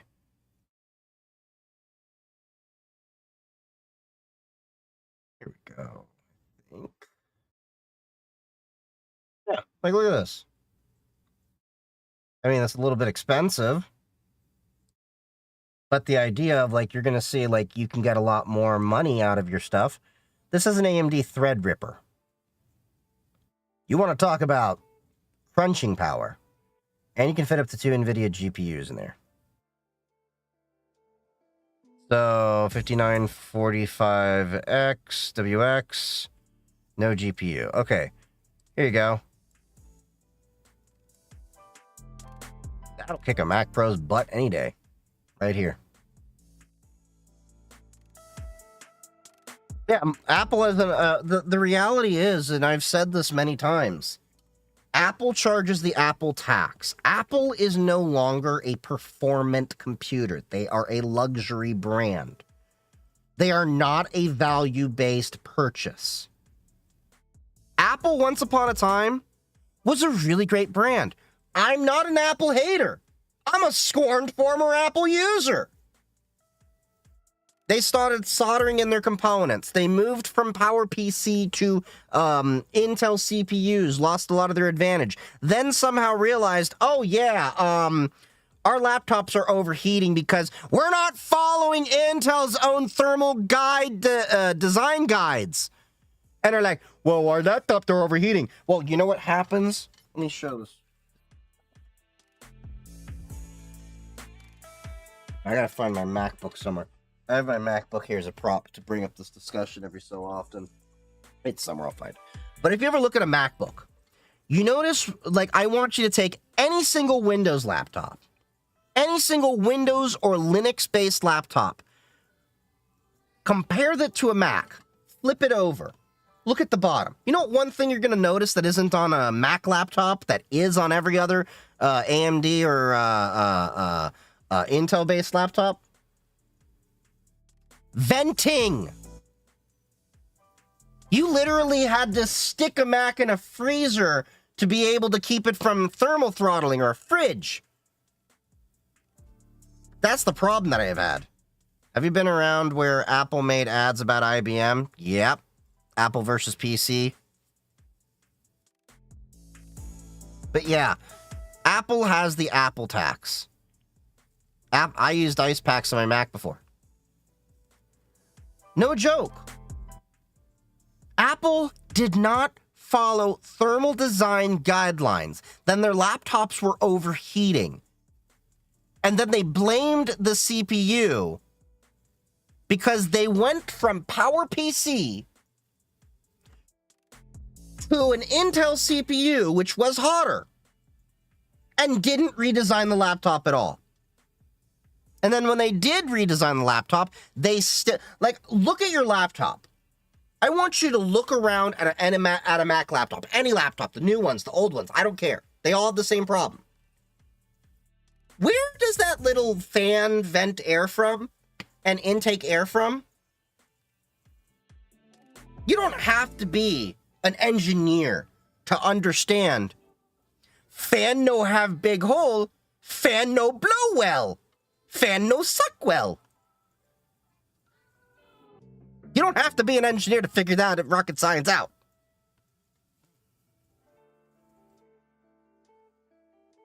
Microsoft people are angry about the recent Microsoft BSOD changes. Why is it so bad? Which BSOD changes? I don't use Windows that much, if you can't tell. We talking about the ones with the QR scan code? No, wait. And I think that was Linux that did that with kernel panics. Anyway.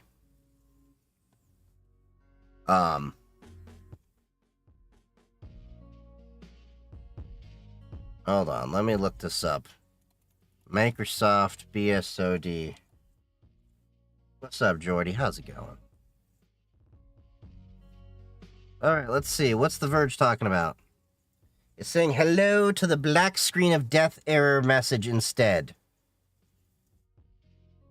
Wait, they're getting rid of the blue screen of doom, so now it's the black screen of doom?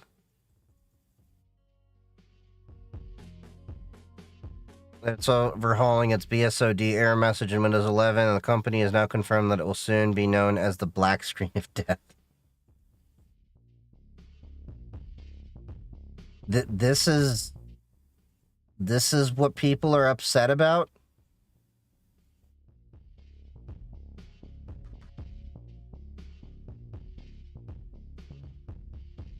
So they've gone from a blue screen to a black screen, and the world has gone crazy.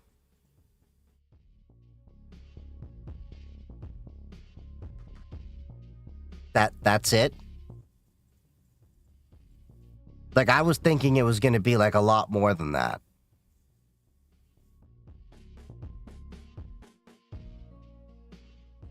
Hey.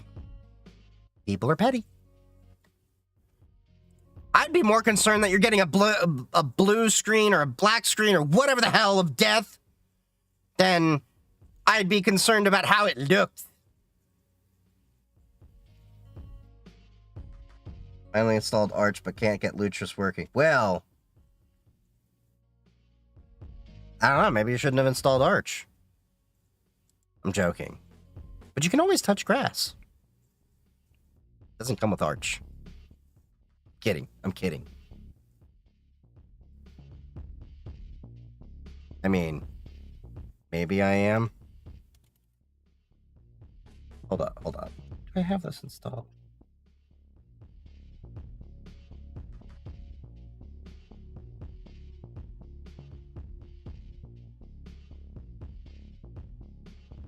No, I didn't have it installed. 1 second. I will give you my full response in 1 minute here.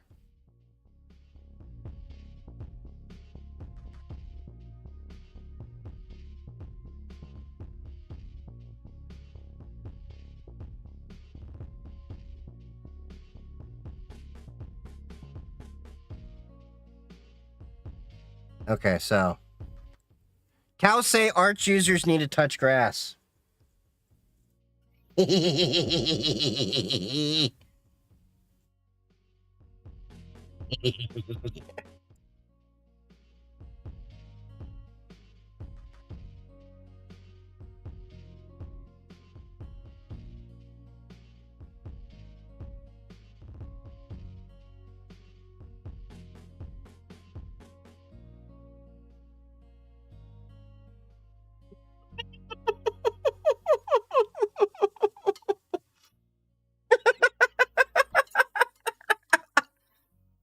In case you're ever wondering, that's a fun command in Linux that we can do called cowsay.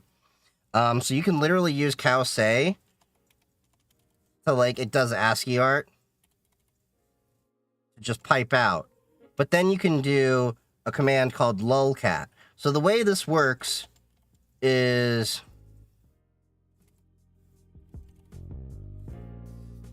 you can pipe it into lolcat, and it will actually do a bunch of things. So, like, here, let's do this.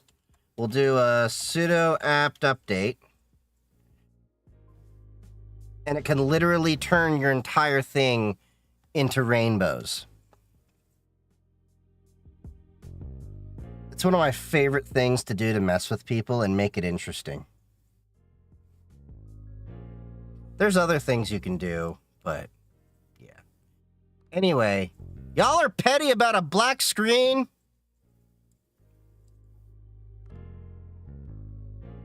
Anyway, back to what I was gonna talk about. So criminals are actually doing crishing. I hate that they actually started. So, criminals are sending QR codes in phishing and malware campaigns now to emphasize the fact that you should not be scanning random QR codes. We were talking about this actually at work a little earlier, but this is becoming a issue. See, the problem with QR codes is by design, they're, for quick response. Now, this goes overall into a big problem that I've been talking about for years with a lot of the systems and why they are fundamentally broken in terms of telecommunications, internet, because when you talk about like BGP, Border Gateway Protocol, you talk about System Signal 7 that deals with cell phones and roaming and why people can actually hijack your phone number and intercept your calls without actually needing to SIM swap you anymore. And QR codes, quick response, is they all base their ability to work upon implicit trust. There is no real trust verification mechanism that somebody can just do a thing and mess up someone's day. So, like, we had the incident where, what was it? An ISP, I think in Russia, made a BGP change that messed up Google, completely accidental. And you've had cases like this all over the world where, like, somebody in Africa will make a change and then it messes up something in Europe or whatever. Because Border Gateway Protocol is a very archaic protocol and it's built on implicit trust. So there's no mechanism in there. And that's one of the problems, is that trust is inherently abused, whether you're talking about social engineering, whether it be through con men, door-to-door salespeople, which I have a video that's going to be coming out about that, or, you have the idea of QR codes. People, unfortunately, are too quick to pull their phone out and scan a QR code without the understanding that that QR code can just execute whatever because it's designed to be a quick response, but there's no protections around it. And attackers are starting to utilize this as a vector to be able to attack you because QR codes have been so prominent in this world that nobody really understands the risks with it. Do I like PewDiePie? I don't really watch his stuff or anything. It's not that I dislike him, it's that I really never watched his stuff. The only, video I recently saw, the only thing I've really seen of his lately, as in the past few years, was the video talking about him using Linux and all that, and I did a reaction video that's, I uploaded the live stream part of it that I had with a friend of mine to YouTube. We did a Mystery Science Theater kind of reaction over there. I know he's the most popular YouTuber or whatever, whatever, but, or I think Mr. Beast is it. But anyway, I just don't follow his content or that. It's nothing against him. It's not that I don't care for the guy, it's that I just don't care. If that makes sense.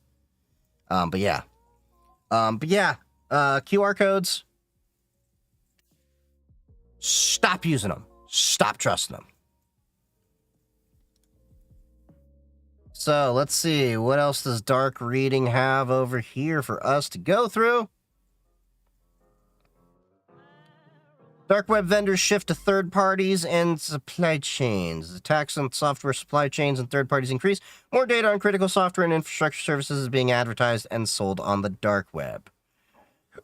Cyber attackers continue to attack a variety of technology supply chains, from open source software components to managed service providers, and increasingly they are advertising their windfalls on dark web forums. Sounds ominous, but pretty much par for the course. Alleged compromise of Oracle Cloud to the breach forum's dark web. Compromise initially denied by Oracle led to Oracle later notifying customers of a breach of 2 servers containing usernames and passwords. The hacker who originally posted information of the attack, Rose87169. Interesting. I published some information in the hope of attracting collaborators to decrypt some of the data. The incident is one of the 3 highlighted in a recent post. Okay. So they're trying to go more after the supply chain, which makes sense. This is basically just a summation of other things that we've experienced. Yep, I remember this. This was going around at work. I remember we were talking about this and we were doing our investigation to see if it was legit. Yeah, it was interesting, but basically, yeah, monitoring and due diligence is what it comes down to. Companies should monitor the dark web or use a threat intelligence service to do the job for them, says Atbays Lacano. Monitoring remains an effective way to understand third-party risk exposures, and companies should look to actively manage these dangers, she says. Yep, sounds pretty straightforward to me. Of course, the problem that you have with a lot of companies is they don't have a lot of the resources to devote to an operations team that can actually do dark web investigations and stuff. So there are services out there, like, for example, if passwords get leaked, there's like an application like SpyCloud where you can actually hook that into your Active Directory or such like that, and then it can actually detect if your hash is similar to a breached hash, and then force that user to reset credentials. But, you know, there's many different layers that go into monitoring. Like, you should also, if you're not already, consider deploying a honeypot or a honeynet, so that way you can actually have the attackers attack known vulnerable resources that are outside your perimeter, and you can then collect valuable intel. So you can actually, say, use something like... I played with this in the past, Zscaler's Deception, which is a product a lot of people don't know about, which was originally bought by Zscaler from a company called Illusion Black. Pretty great software.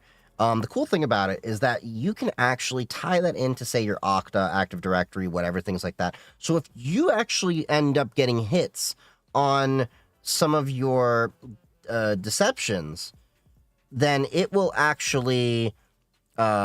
look at, hey, this was a legitimate, like, it actually was the credentials that are used for this admin user or that, and then force that admin password to be reset through Okta. Those, like, cool things you can do in front of that. Now, of course, if they're attacking your real resources, that's a whole other thing, but you can set up some intentionally vulnerable resources to collect some really cool threat intel, and in this case, Oracle themselves being compromised is a whole different other thing. Because the problem is, inherently, we have to trust these platforms to secure our data properly, whether it be AWS, Oracle, Microsoft, DigitalOcean, Linode, things like that. Now, we have to secure things from our side of things. But of course, it comes down to a difference of, is it platform as a service? Is it software as a service? Is it infrastructure as a service?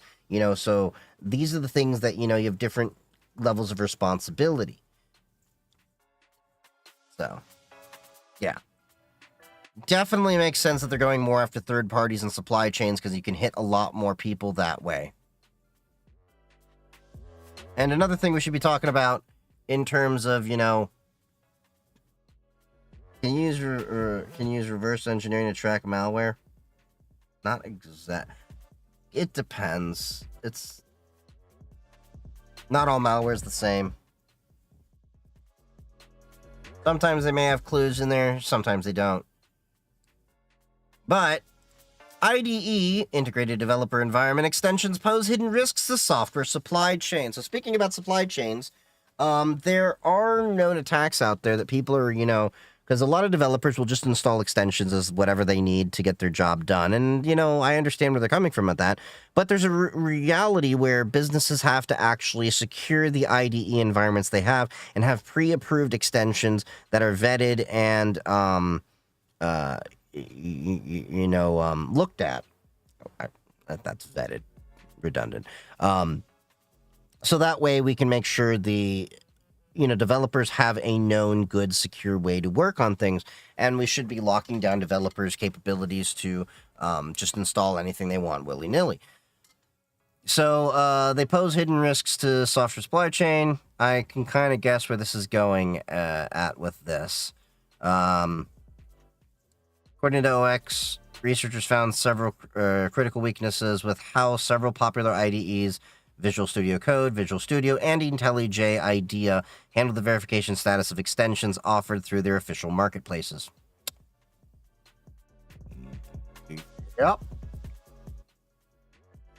Moshe Simintov Bustan, security researcher with OX, tells Dark Reading that the company's research team has wondered if IDE extensions might carry similar risks that browser extensions present. There are a lot of malicious browser extensions in Chrome, for example, that slip into the official store and end up in browsers, and we thought the same might be true for developers in IDE extensions. That's this theory. This researchers created a new extension for Visual Studio Code and submitted it to Microsoft's Visual Studio Marketplace. According to the research post, community members can publish extensions in the store, which can receive a blue checkmark icon after undergoing Microsoft's publisher verifications process, which examines both the publisher and the extension itself. But OX researchers realized they could add functionality to verified extensions after the fact and still maintain the checkmark icon. Oi. After analyzing traffic for Visual Studio Code, the researchers found a server request to the marketplace that determines whether the extension is verified. They discovered they could modify the values featured in the server request and maintain the verification status even after creating malicious versions of the approved extensions. That's no bueno. So, yeah. That makes sense. You're going to start seeing more attacks on the supply chain and third-party side of things. Yeah.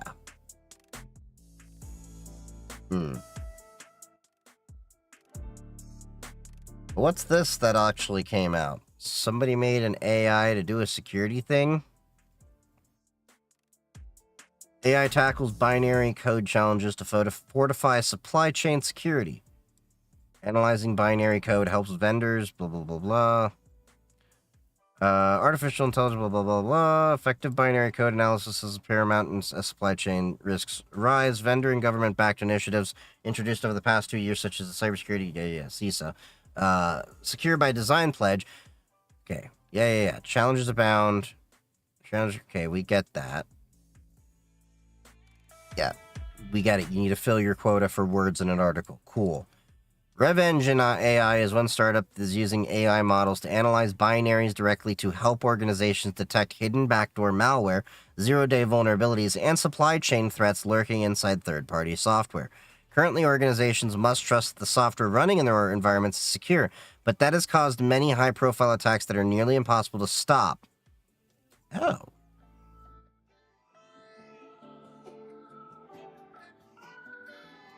Oh, that's really interesting.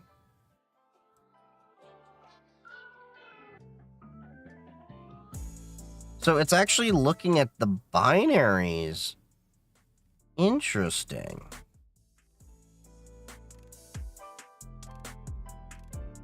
I'm gonna have to share that with some people at work. That's actually pretty cool. At first I was like, oh yeah, what Mary's AI gonna come out and do? But actually, that seems kind of cool. I'm intrigued. Color me intrigued. I'm curious how it works. Let's see. Do they have a website? Where's the company? RevEng Jet AI.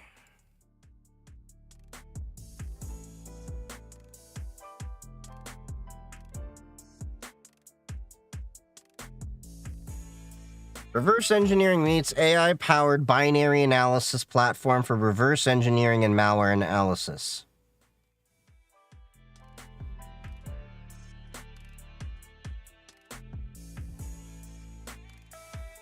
Oh, this is interesting.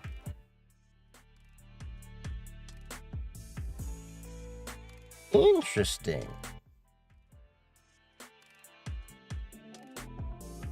I'm gonna have to share this with some people at work.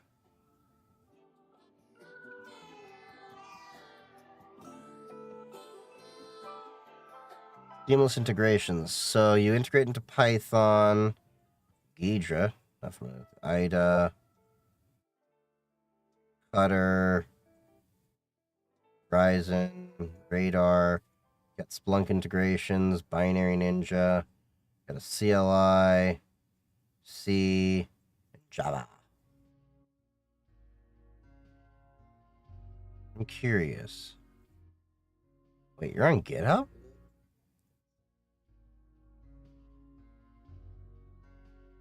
Generate Yara++, REA. Oh, interesting.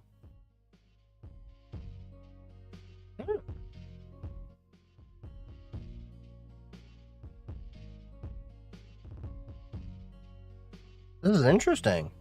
I want to play with it.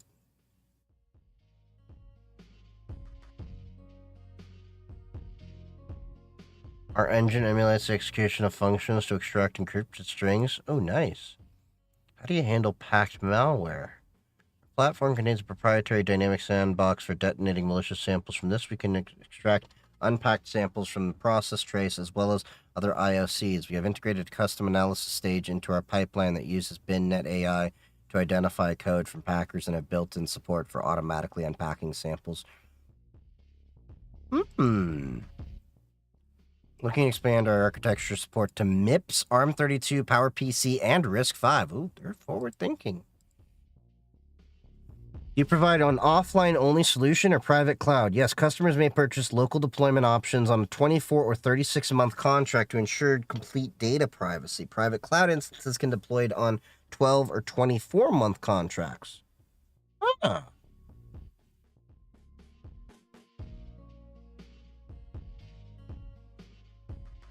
Color me impressed. I want to poke at this a little bit more. At first, I was like, this sounds like snake oil, but I'm actually getting intrigued. Okay. Okay, so they've got the actual... Oh, they've got the API documentation. That's going to do quite a bit. You got security checks. You can get whole confidence scores in there. This is...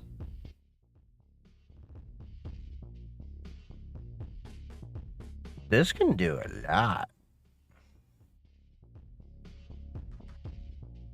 I am impressed.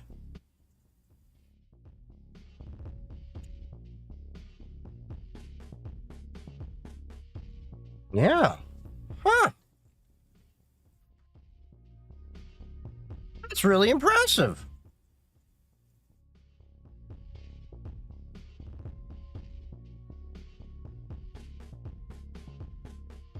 Oh, what's this? Another thing. What's the most secure Linux distribution for long-term deployment? Debian? If we're talking just on a workstation, CubesOS is probably the most secure. I can show you what that looks like. But are you talking about like for a server deployment, or are you talking like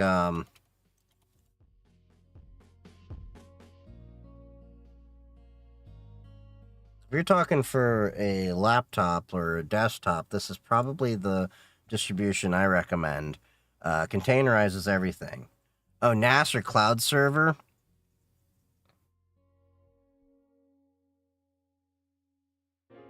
They're all decently secure, but I would say probably one of the RHELs, like the Red Hat Enterprise Linux types. They have some more ways to do authentications when it comes to some of the repos and everything, but I mean, you're kind of like, when it comes to security overall, it doesn't matter if whether it's Linux or Windows. Um,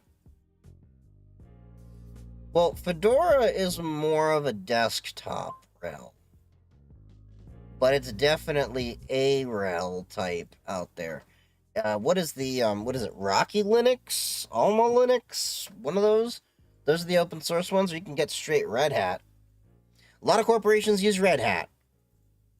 Um, there is a cost associated with Red Hat. It's not too much money, but there is a cost. But yeah.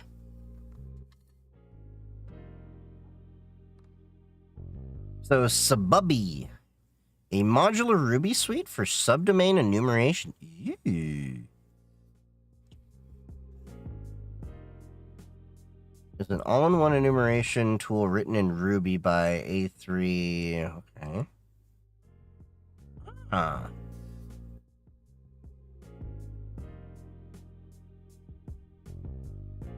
Okay.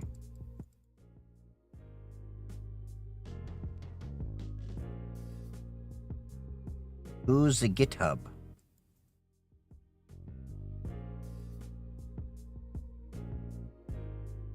Alright, let's see. Let's go to GitHub.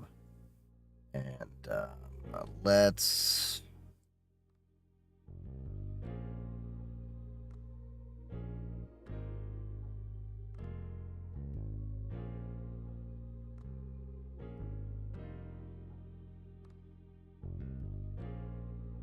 Where are your repos? Sububby.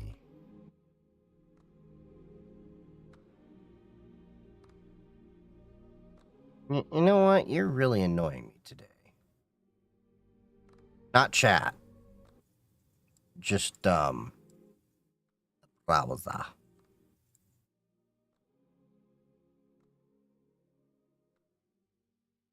Okay, let's see.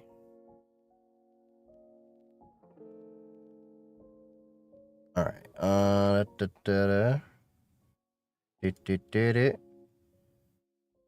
just gonna see if I can play with this for a little bit.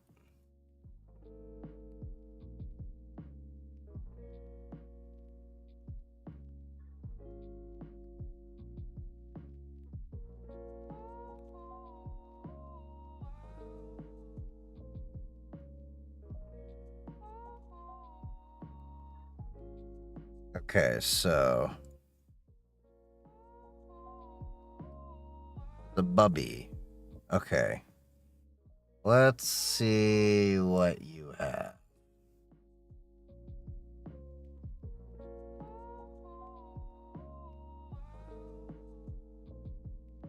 Not that many people are actually looking at this. Even though it's like 3 months old.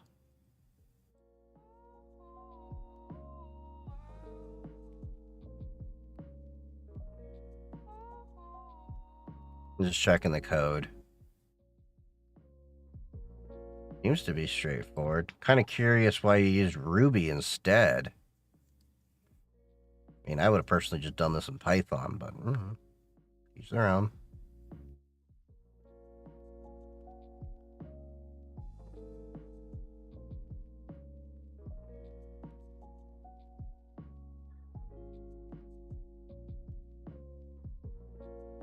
Okay.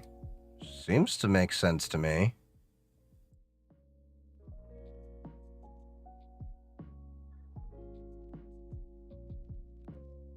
Okay, go to Web Archive. Okay.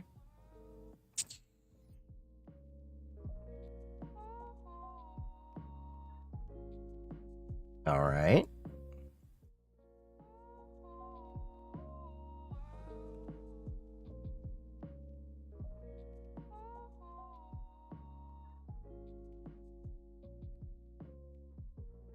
Let's get into that.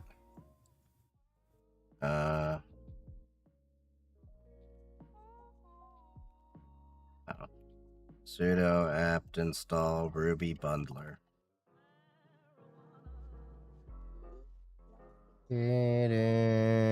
Typing my password, and it's a freaking long one, which I fat fingered because I'm a moron. Do do do do do do. All right.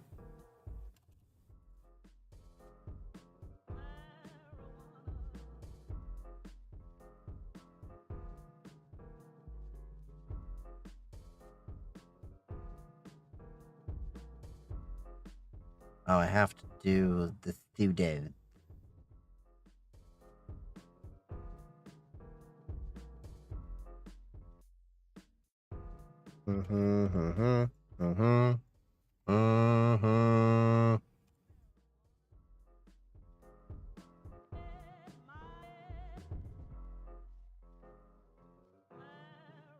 Could not find compatible versions. Selenium WebDriver depends on Ruby. I'll have to play with this later.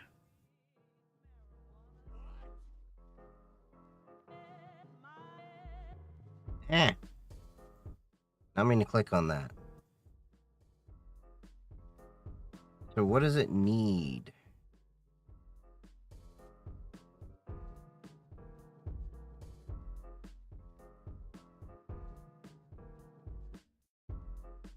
So hold on.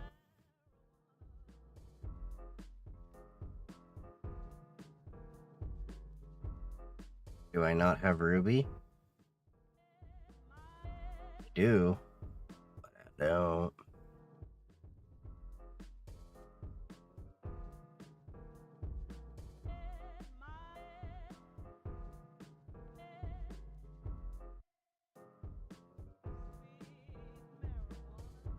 Current Ruby version. Okay, install Ruby on Linux. But it looks like it's a little bit old. That's the issue with it.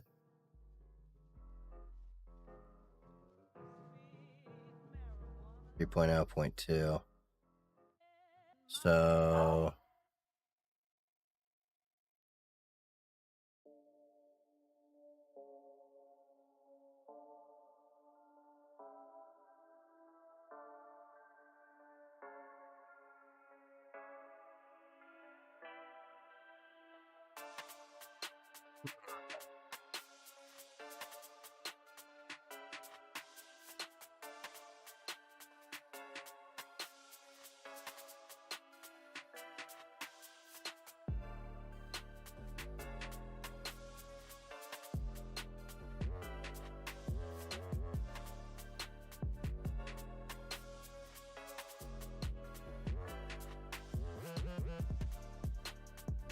why won't you let me?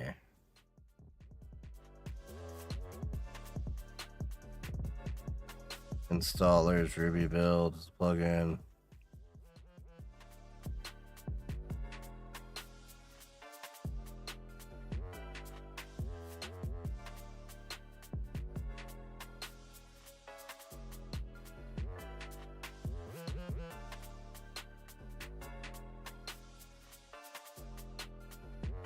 Now I gotta play with this.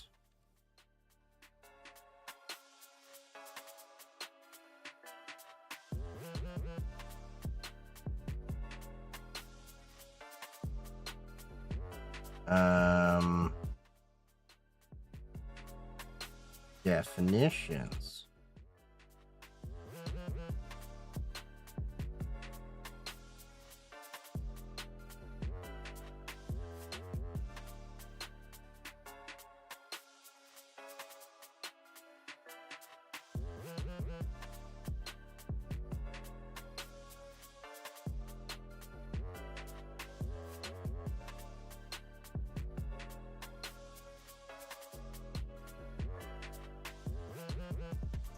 I'll have to look at this later, but I'm not a big Ruby guy.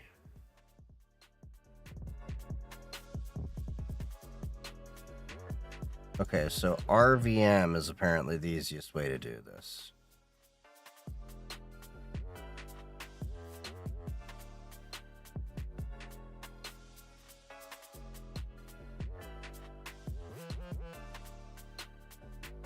Okay, RVM.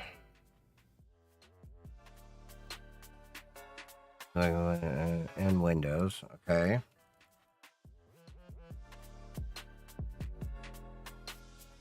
This is why I'm like, why did you not just do this in Python? Would have made my life so much easier.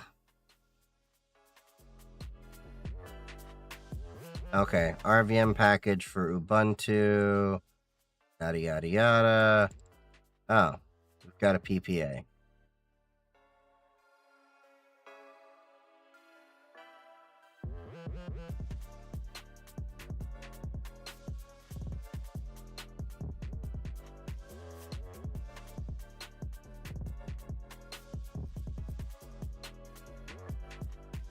Then we got to add the user to the RVM group.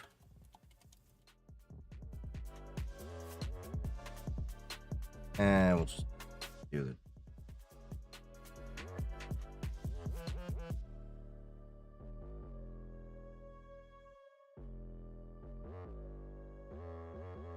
Change the GNOME terminal. Wait, what?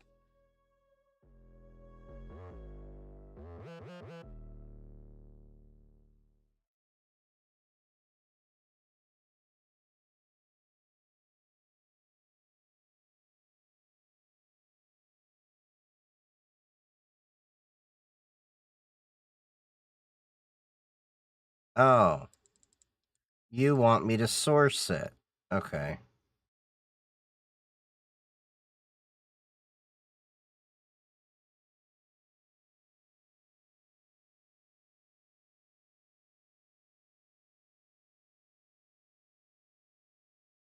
Okay, so probably helps if I do that. Okay.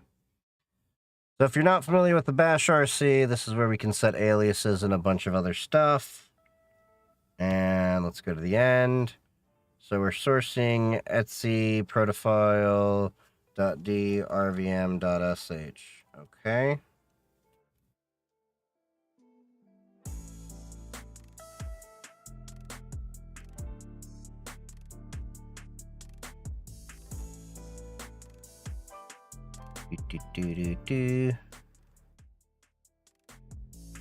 Seems pretty straightforward.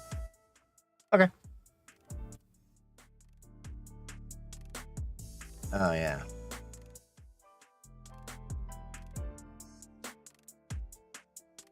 We have to source it now. Yep, there we go.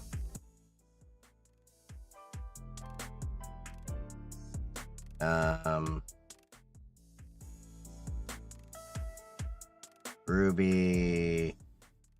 What were we looking at? What's the latest Ruby?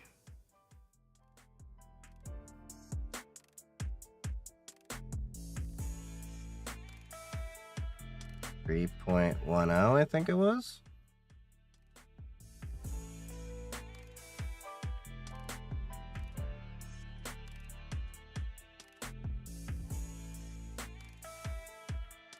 I'm trying to get a better at cybersecurity advice. Much appreciated.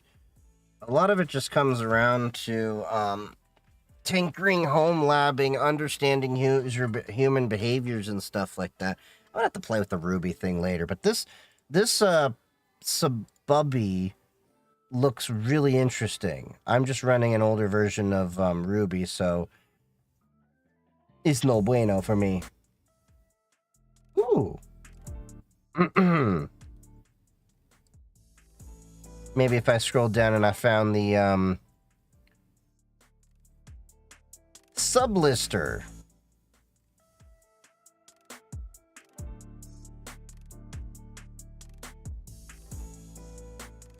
Okay.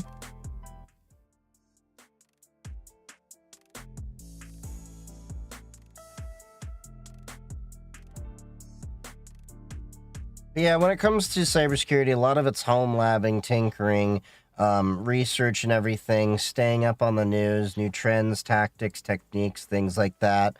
Oh, you're using DNS Python. Sudo pip install requirements. Okay, so let's back up out of here. I just want to see if I can get a good subdomaining tool. Sub lister. Okay. Wait, do I really need the sudo?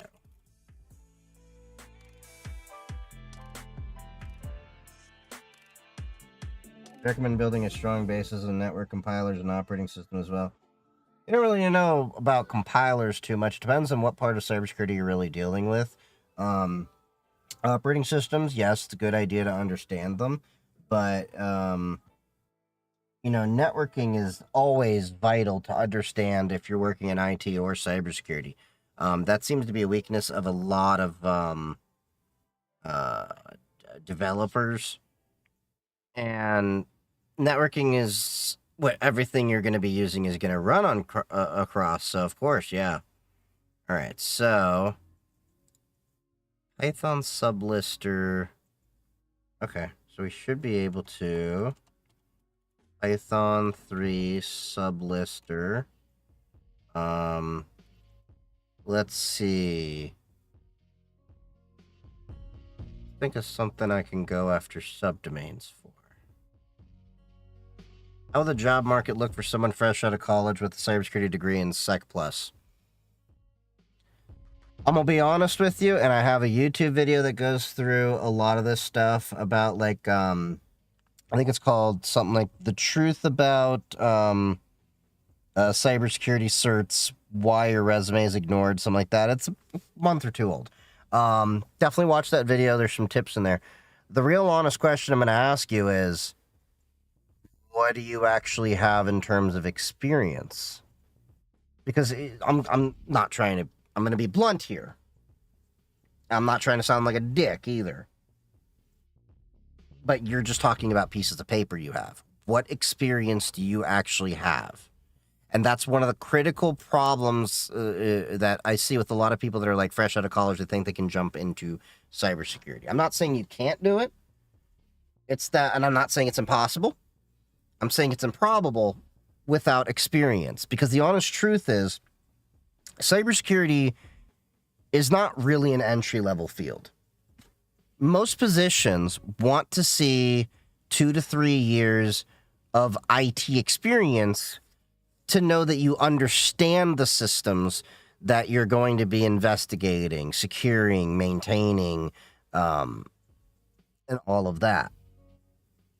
So, that's one of the core questions I'm going to ask you is, what is the experience going to, do you have already? Have you done internships?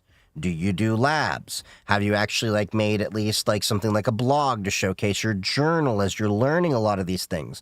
Or is your experience really limited to the theoretical and only what has been done in the classroom? Because I'm going to be blunt here and say, if that's the case, it's going to be kind of grim, because you're going against a lot of people that have a lot more experience. And I'm saying this as someone that doesn't have a degree in cybersecurity. I only just got my first cert after being in this field for close to 10 years of IT and cybersecurity, which was the CISSP. That was my very first cert I ever got. I didn't have Sec Plus. I didn't have, Network Plus, any of these other things, but I've done networking, firewalls, and all of that stuff. And despite all those lacks of certifications, I beat out, when I got the position I'm in right now, 90 people, because I had more experience. And I'm just being honest. So the question I would ask is, what have you really done in terms of experience? And if not, you're probably going to have to, temper your expectations. And again, I go through this in my YouTube video, that you may have to, embrace the suck and do some service desk, basic IT roles for the first 2 to 3 years until people can actually trust you with systems. And yes, the job market is brutal. To Mate's, I don't know how to pronounce the name that you're under, and somehow we're friends. But it is brutal right now. It's not easy. And cybersecurity is already not a field that's easy to get into new. But I would say is focus on getting an IT job if you can. Yeah, if you can do some side work with your skills, you can get experience. Absolutely. Home labbing works as well. And, you know, I started out years ago I grew up with, a dad that was geeky, and I learned Linux and stuff like that too. But professionally, I started out with electrician as well as home labbing, and realized I didn't want to stay an electrician while I was also doing Staples Easy Tech work, really, really basic IT stuff. And then eventually I fell into a managed service provider.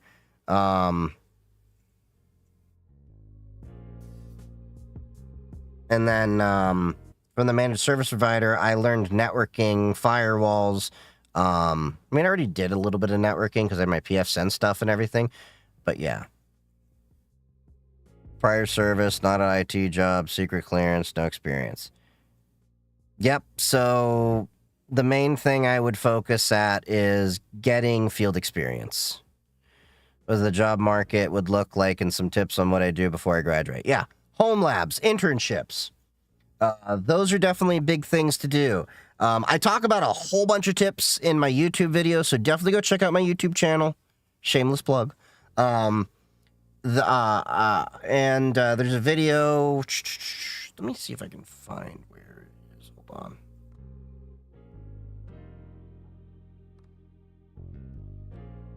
Let me see if I can find it for you, what the exact title is, because this will actually help you with different ideas and stuff to get you on the right track.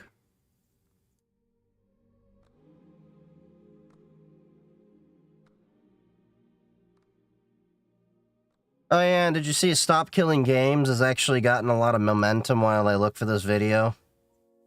I'm happy that thing is doing pretty well. Hold on. Where was that video? I know I had it in here somewhere. Nope. Past the WordPress stuff. Past the about the VPNs. Yep, the truth about cybersecurity certs. That's the video I would recommend you. Hold on. Nope. Damn it. The truth about cybersecurity certs, why your resume keeps getting ignored. That's a little 10-minute video that should have some tips for you. I think that'll be pretty nice for you.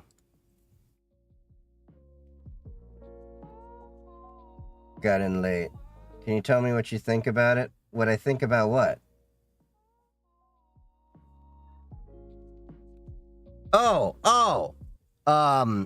Stop Killing Games. Yeah, I'm actually a proponent of it. I talked about this in the last video where, last stream, not video. Does having an active secret clearance help? Also, this is A+ worth getting. I'll check out the video. A+ for basic IT stuff. Secret clearance, it depends on the job. I'm going to be honest with you. Secret clearance only really matters if you're dealing with government-related contractors. Most of the industry, private sector, not going to care about it. Just going to tell you about that.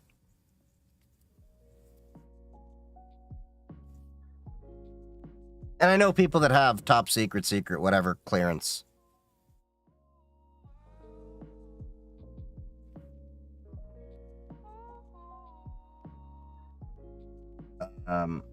My niche area of expertise is desktop and laptop hardware. I know everything out there's to know. Maybe not everything, but way more than the average person. Yeah, I mean, everyone has their niche. I do more cybersecurity stuff, but I've known my share of networking and hardware and all that. Let's see. On a specific domain.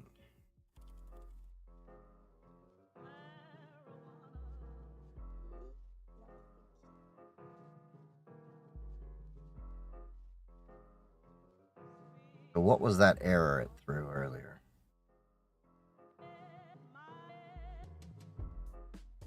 Virus total probably now is blocking our request.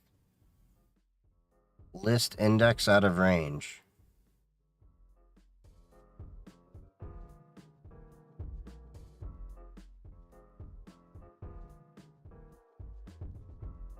Trying to get it out there, but it's hard. That's what she said. But yeah, the Stop Killing Games. Yeah, he got reshared by a lot of people. Gamers Nexus the other day. Yeah, I'm actually working on a script right now to talk about what was it? Basically, hold on. I like started the beginning of it, but basically the premise is piracy regain hold on. Yeah, it's about piracy and media ownership. So the idea was basically talking about movies, music, and video games, and I included Stop Killing Games in it. I'm still refining the script and seeing if I'm probably going to go with it, but like, basically, the argument is that we're not really owning any of our stuff.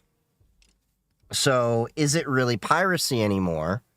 I'm not saying yes or no. I'm just asking the question. But I'm also making the point about Stop Killing Games being a necessity. And there is actually a use case, an actual situation, actually, not use case, a situation that actually proves the idea of Stop Killing Games is a functional thing. Now, I've said this before. I've never really been a fan of pirate software. Once in a while, he makes a good point, but there's been a few times where he's made points from the cybersecurity aspect of things that I raise an eyebrow, and I'm like, you're a bit off base here. And look, I am human. I'm fallible. I won't, tell anyone that I know everything, but I know what I know. I'm not a hater of his either. It's just I don't fall into that whole like, whatever. But anyway, the whole Stop Killing Games thing. He's wrong and off base, and you have to understand that he does have a conflict of interest there. And also, did you hear that he apparently quit off-brand games? That's what the news is going around. So allegedly, he quit off-brand games, saying that they were getting review bombed and everything, and some other creators have looked into it and they're like, nah, they're not. But anyway, yeah, Louis Rossmann is a great creator. I've been following that dude for, I want to say, a decade. He's one of the few creators I would consider myself a fan of his. In fact, he's a big reason I even at one point was working in the cell phone repair business. And I learned a few things from him, cell phone, laptop repair business. And back when he had his shop and he would do repair videos and everything like that. I will say, if I ever got to meet Louis Rossmann, I would buy the dude a beer. Straight up. But yeah, the guy in Texas, well, now he's in Texas. I was watching him originally when he was in New York. But yeah, Louis Rossmann definitely does some very well-balanced coverage of a lot of different topics. And one of the things that I like about him is, from what I've seen, is can he be a bit of a... I wouldn't... He's a New Yorker, so he can come off abrasive sometimes, but that's just how New Yorkers are. But he's a nice dude. It's one of those just don't mess with me, but I'll help you out kind of dudes. And I have a lot of respect for him. And honestly, I try to take notes from him as an influence in how I should be as a professional. And, you know, always do right and understand, hey, you know, I'm not perfect. I know what I know, but I also, you know, could be wrong, and I could learn new things and everything and stick to my guns. So with that being said, it's interesting how Pirate Software being the villain is what pushed Stop Killing Games over the finish line, apparently. Now, I'm a big proponent of Stop Killing Games. Now, as I've said, and I've talked about this on my Blue Sky, once again, if you're not following my Blue Sky or my Mastodon, you should be. Dance on the movie, Cool Runnings. 1 for the rhythm, 2 for the ride. What is it? Feel the rhythm, feel the ride.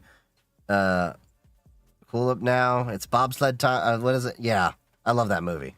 I haven't seen it in a while, though. I should watch that movie. I should put that on for movie night.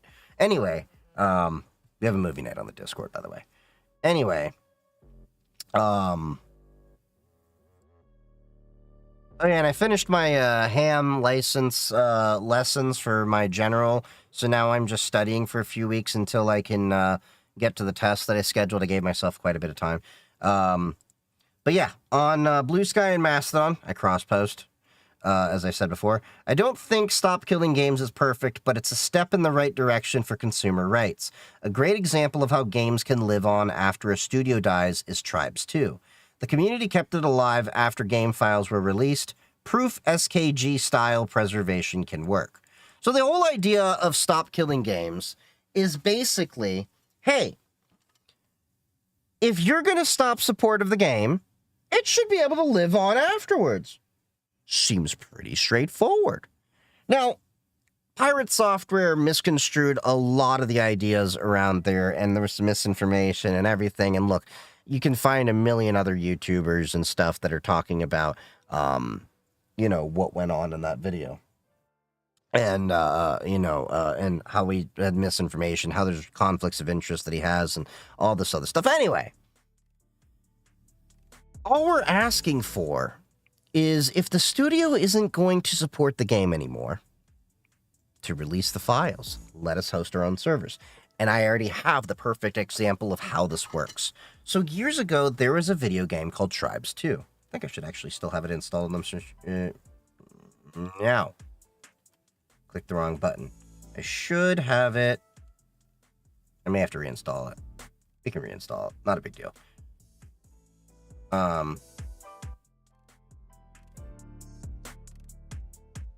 So there is a video game called Tribes 2. This game came out, I think, like late 90s, early 2000s, something like that. And I'm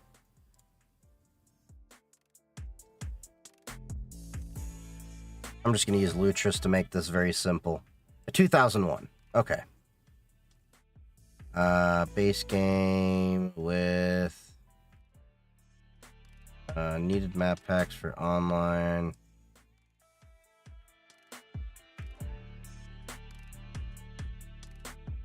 Install that. So as you can see, I'm installing Tribes 2. Hold on.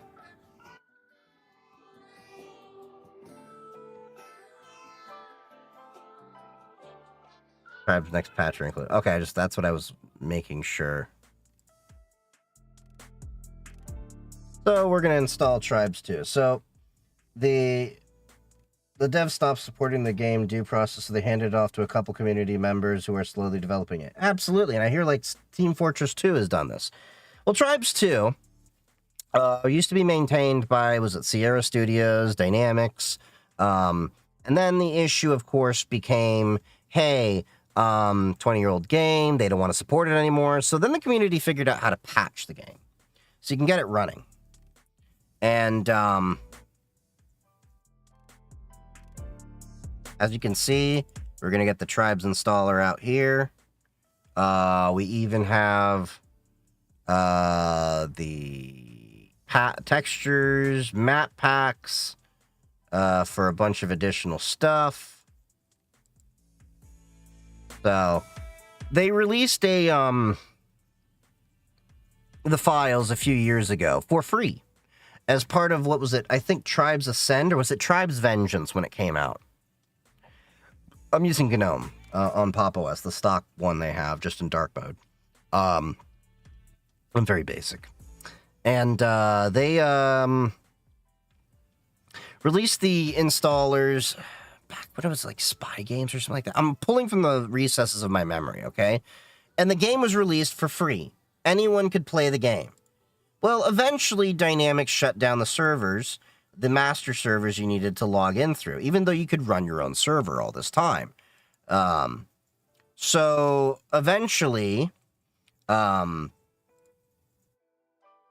we had to patch the servers and figure out our own way to get it going. Thus, Tribes Next was born. And, hold on. I'm gonna make sure my audio works here. I gotta reset Pipewire. Dash opt reset Pipewire. I have a little script here. I just reset the computer. Okay. Should be able to get sound.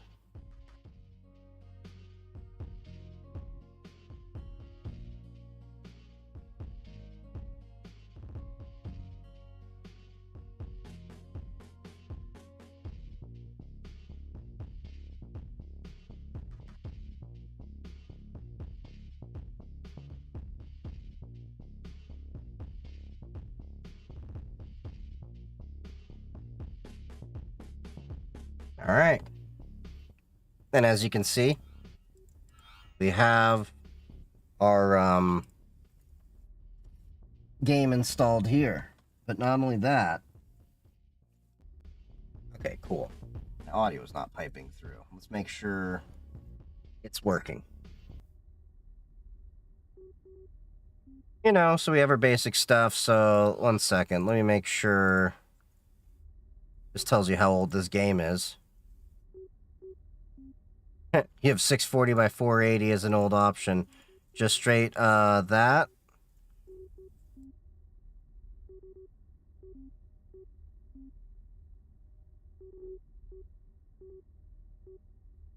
We can max out all the settings. Not the gamma. Why did I do that? No texture compression. Alright, so I'm going to show you in a sec. I haven't played this game in a few years, but you can see there's still some servers out there. Like, these are actually servers that people can run. So, let's see if I can find one. Any with no bots? Okay. Big War Lexor. That's a Triumph server. Rule set Triumph, but I would like to do... I wish there was an Ultra XL or even an Ultra VX server on here. They got Furry TV on here. Here, we'll just go for a classic match instead of a mod match. This is Pop! OS. But yeah, as you can see, this is an example of Stop Killing Games model could work where we actually have this game working. This is full community run. The studio itself has been out of business for a few years. And, yeah. We're just loading up the game. As you saw, we quickly installed this through Linux. And, using Lutris. And this game is older than some of you watching this video. This is how Stop Killing Games could ideally work. Where control is handed over, and then you can get right into playing a game. Defend the entrances. And as you can see, we're jetpacking around, got my spin fuser. Now, if you don't remember this game,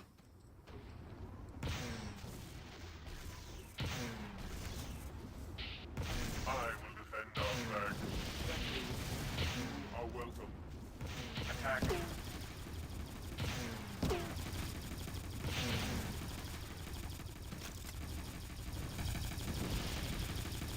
I will go for the enemy flag. and that's Tribes 2. 24 years after it's released. But this is how Stop Killing Games could actually work. Now, the one thing that is, kind of annoying me is... Hold on. I will go for the enemy flag. Now we got to get back into the field.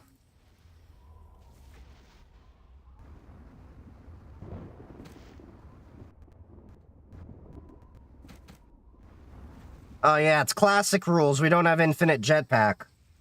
Is graphene really secure? Yeah, it's pretty secure. I will defend our flag. Thank you.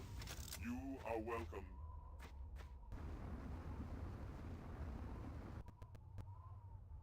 What's your assignment?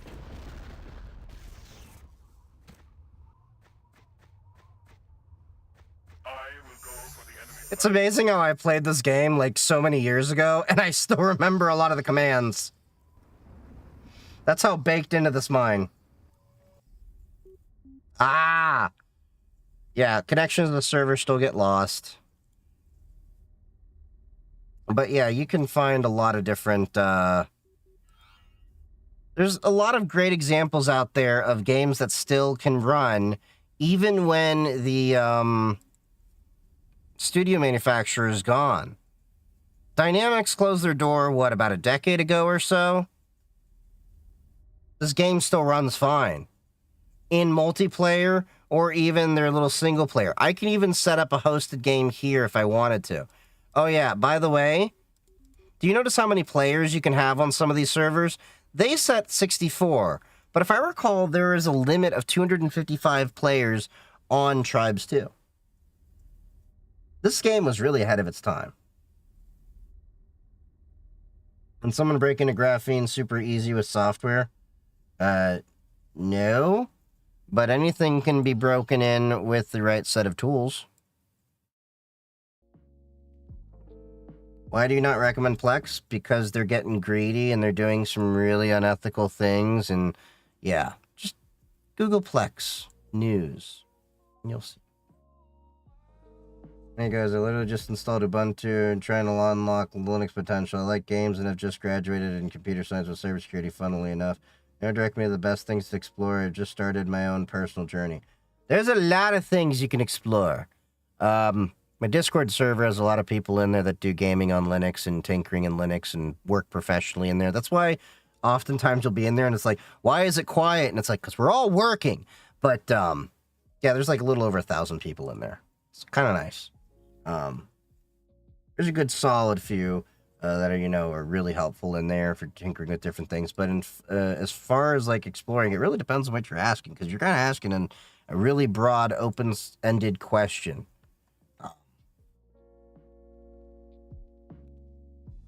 Did you hear about that kid that swallowed the 6 plastic horses? Doctor says he's stable. Wait, what? I'm finding it hard to figure out where to start. Well, the best place to start is 1 foot forward. Like, not trying to be funny here, but it's just a matter of just tinkering. Being like, can I do this? Does this thing do it? Just, I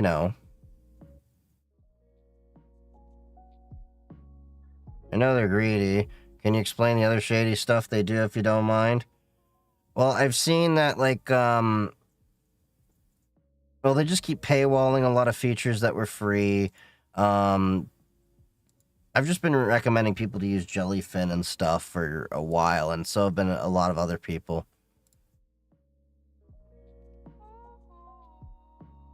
Installed Tailskill too, and it's perfect. Yeah, see? Did you hear about the kidnapping in Oklahoma? They woke him up.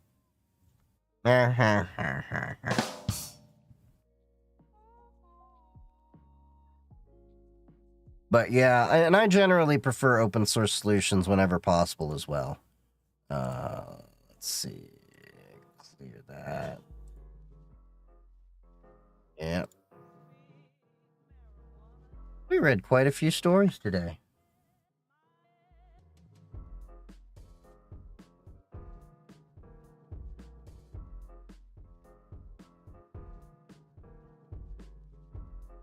Oh, y'all are just going up with the dad jokes in chat now, huh? Have you seen the rumor about softened butter? Never mind, I won't spread it.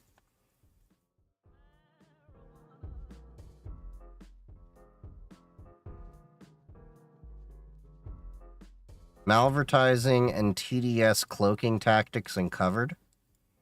Ooh, what's this?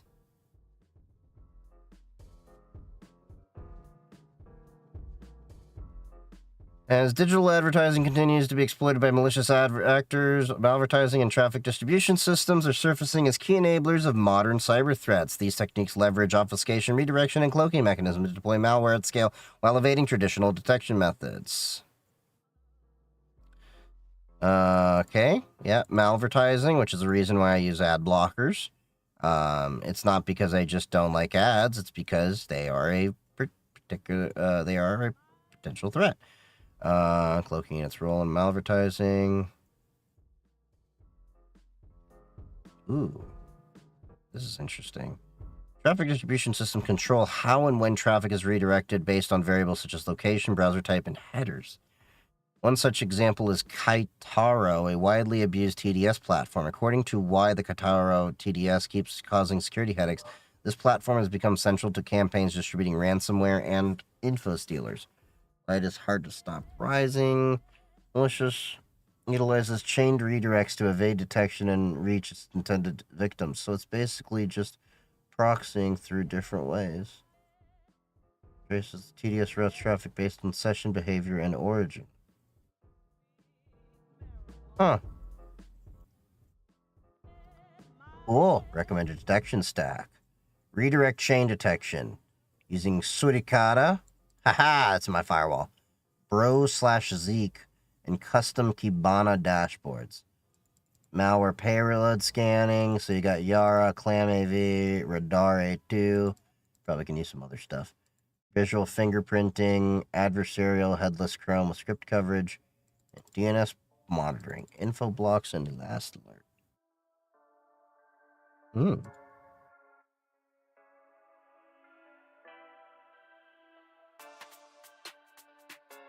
Ooh, this is something interesting to look at too. Post-quantum cryptography implementation enterprise readiness analysis. Paid for the lifetime license before Plex, before they hiked up the price. $250. Jeez Louise. Yep, might move away from Fedora because they've been having some slowdowns. Any recommendations? Pop! OS has been great for me. That's what I've been using right now.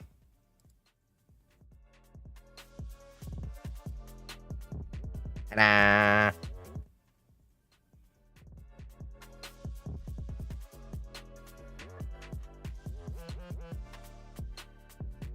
Okay, so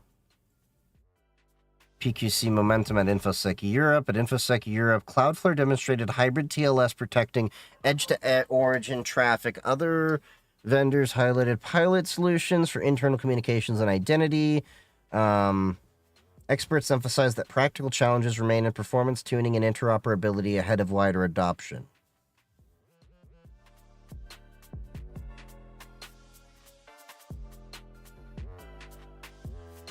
OpenSSL 3.5 enables PQC everywhere. Huh. Integrates NIST-approved Kyber, Dilithium, and Sphinx Plus S for hybrid TLS by default.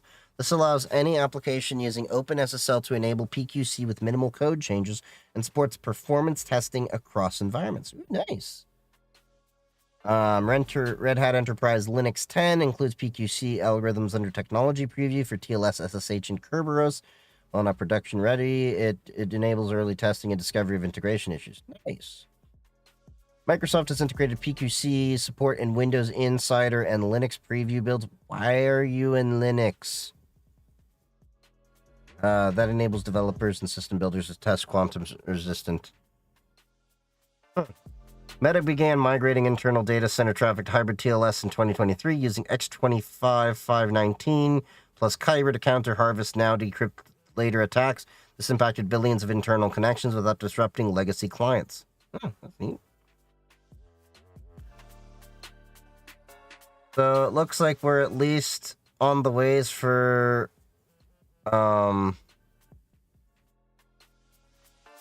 getting post-quantum cryptography figured out. Oh, the new update on Pop OS? Yeah, totally. I'm waiting for Pop OS 2404. Auto Pwn Key. What is this? AV evasion via simulated user interaction.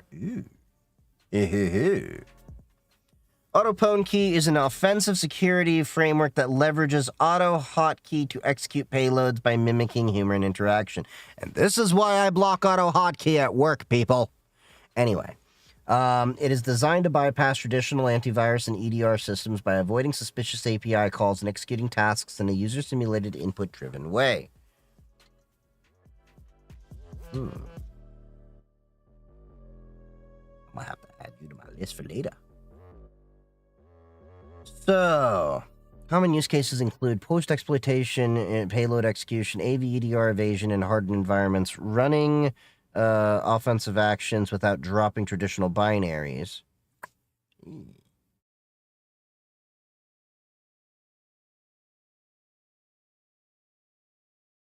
Auto Pwn Key requires auto hotkey to be installed in the target or execution environment. So essentially, if you have auto hotkey already installed, you could be vulnerable to this.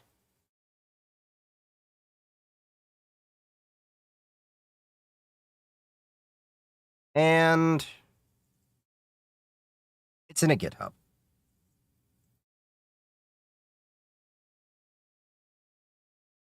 So yeah. Auto Pwn Key is a red teaming framework and testing using auto hotkey, which at the time of creation proves to be quite evasive. It is our hope that this tool will be useful for red teams over the short term, while over the long term help AV EDR vendors improve how they handle AHK scripts. Well, yeah, you shouldn't have auto hotkey inside of your work environment, in my opinion, but I digress.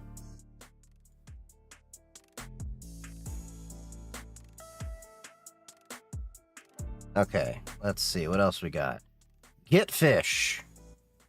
OAuth device code phishing for GitHub repos, secrets, and CI/CD. Gitfish is an automated tool that exploits GitHub's OAuth device code flow to gain unauthorized access to user accounts. Developed by Praetorian, it demonstrates how attackers can use legitimate GitHub functionality to trick users into granting access to repository secrets and CI/CD pipelines.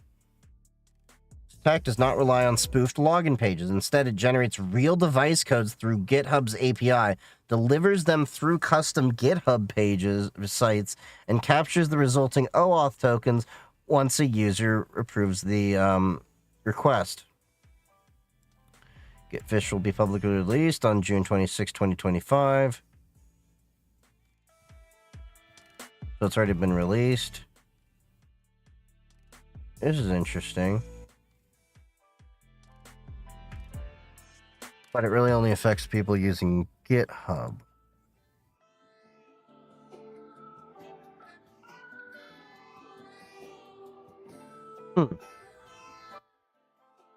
Alright. Breach forums broken up. French police arrest 5 members of notorious cybercrime sites. So we know about the breakup of that. They detained 4 members. 6 online handles of Depressed, Hollow, Knocked, and Shiny Hunters were arrested earlier, but yeah. Yep.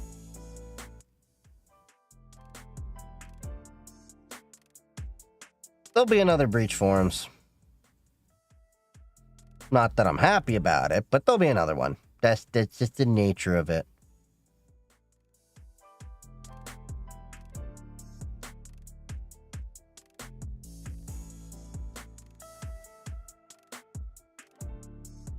Hold up. What's this? Apple Wallet just went full Bono, but with Brad Pitt this time. Yeah, they pushed the unwanted U2 album.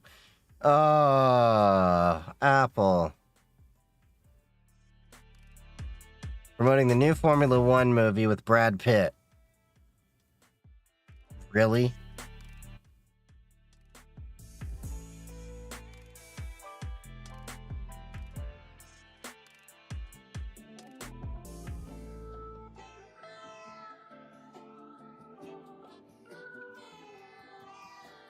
But yeah, we're definitely going to have to go through a lot more stories and stuff. I've got, quite a few stories. We've gone through quite a bit. Where's my buddy? In Jersey. He just came up to visit me. We haven't seen each other that often. But yeah, I've got a lot of different stories. We'll be going more through security news as time goes on. I figured out a way to set up a feed. So. I just figured we'd hop on, try this out. These Brave. I'm using Firefox. I like Firefox a little bit more.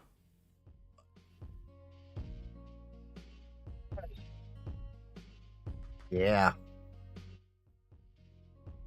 We can definitely refine and work on this whole idea of reading news and everything. Is Brave safe about privacy? It's decent. Nothing's really perfect, but yeah, it's getting pretty late, guys. About 11 o'clock. Not that I have work tomorrow, but I do want to wake up early so I can finish doing the grounding for my ham Radio Shack and everything and have some content for all of you. I am planning to record a TikTok video at least on me doing the ground rods and all that stuff so we can talk about using a sledge versus a hammer drill. Yeah, we're going to talk a little bit about grounding and the plans for that and everything going on there. And then eventually I'm going to have a whole YouTube video going into the ham shack that I've built. I'm going to try to record some video with my DJI Pocket 3 so that way I can show all of you the process and, you know, why I did everything in the ham shack that I'm setting up, and eventually we'll do some more content about radio, and hopefully once I get my general ham license we can go do some HF frequency content, because right now I mostly can only do VHF and UHF, but I want to get into HF a little bit more. But yeah. But we'll have to... Is Brave safe about privacy? Answer that? Yeah, I think it did. But yeah, so we'll definitely be doing some more cybersecurity news and hanging out and tinkering and all of that, but for now, it's getting to be about 11 o'clock. I want to wake up, do some work, got to go help some family put together some furniture and everything, because one of my relatives may unfortunately be in a wheelchair. Things are just not working out for them. But, yeah.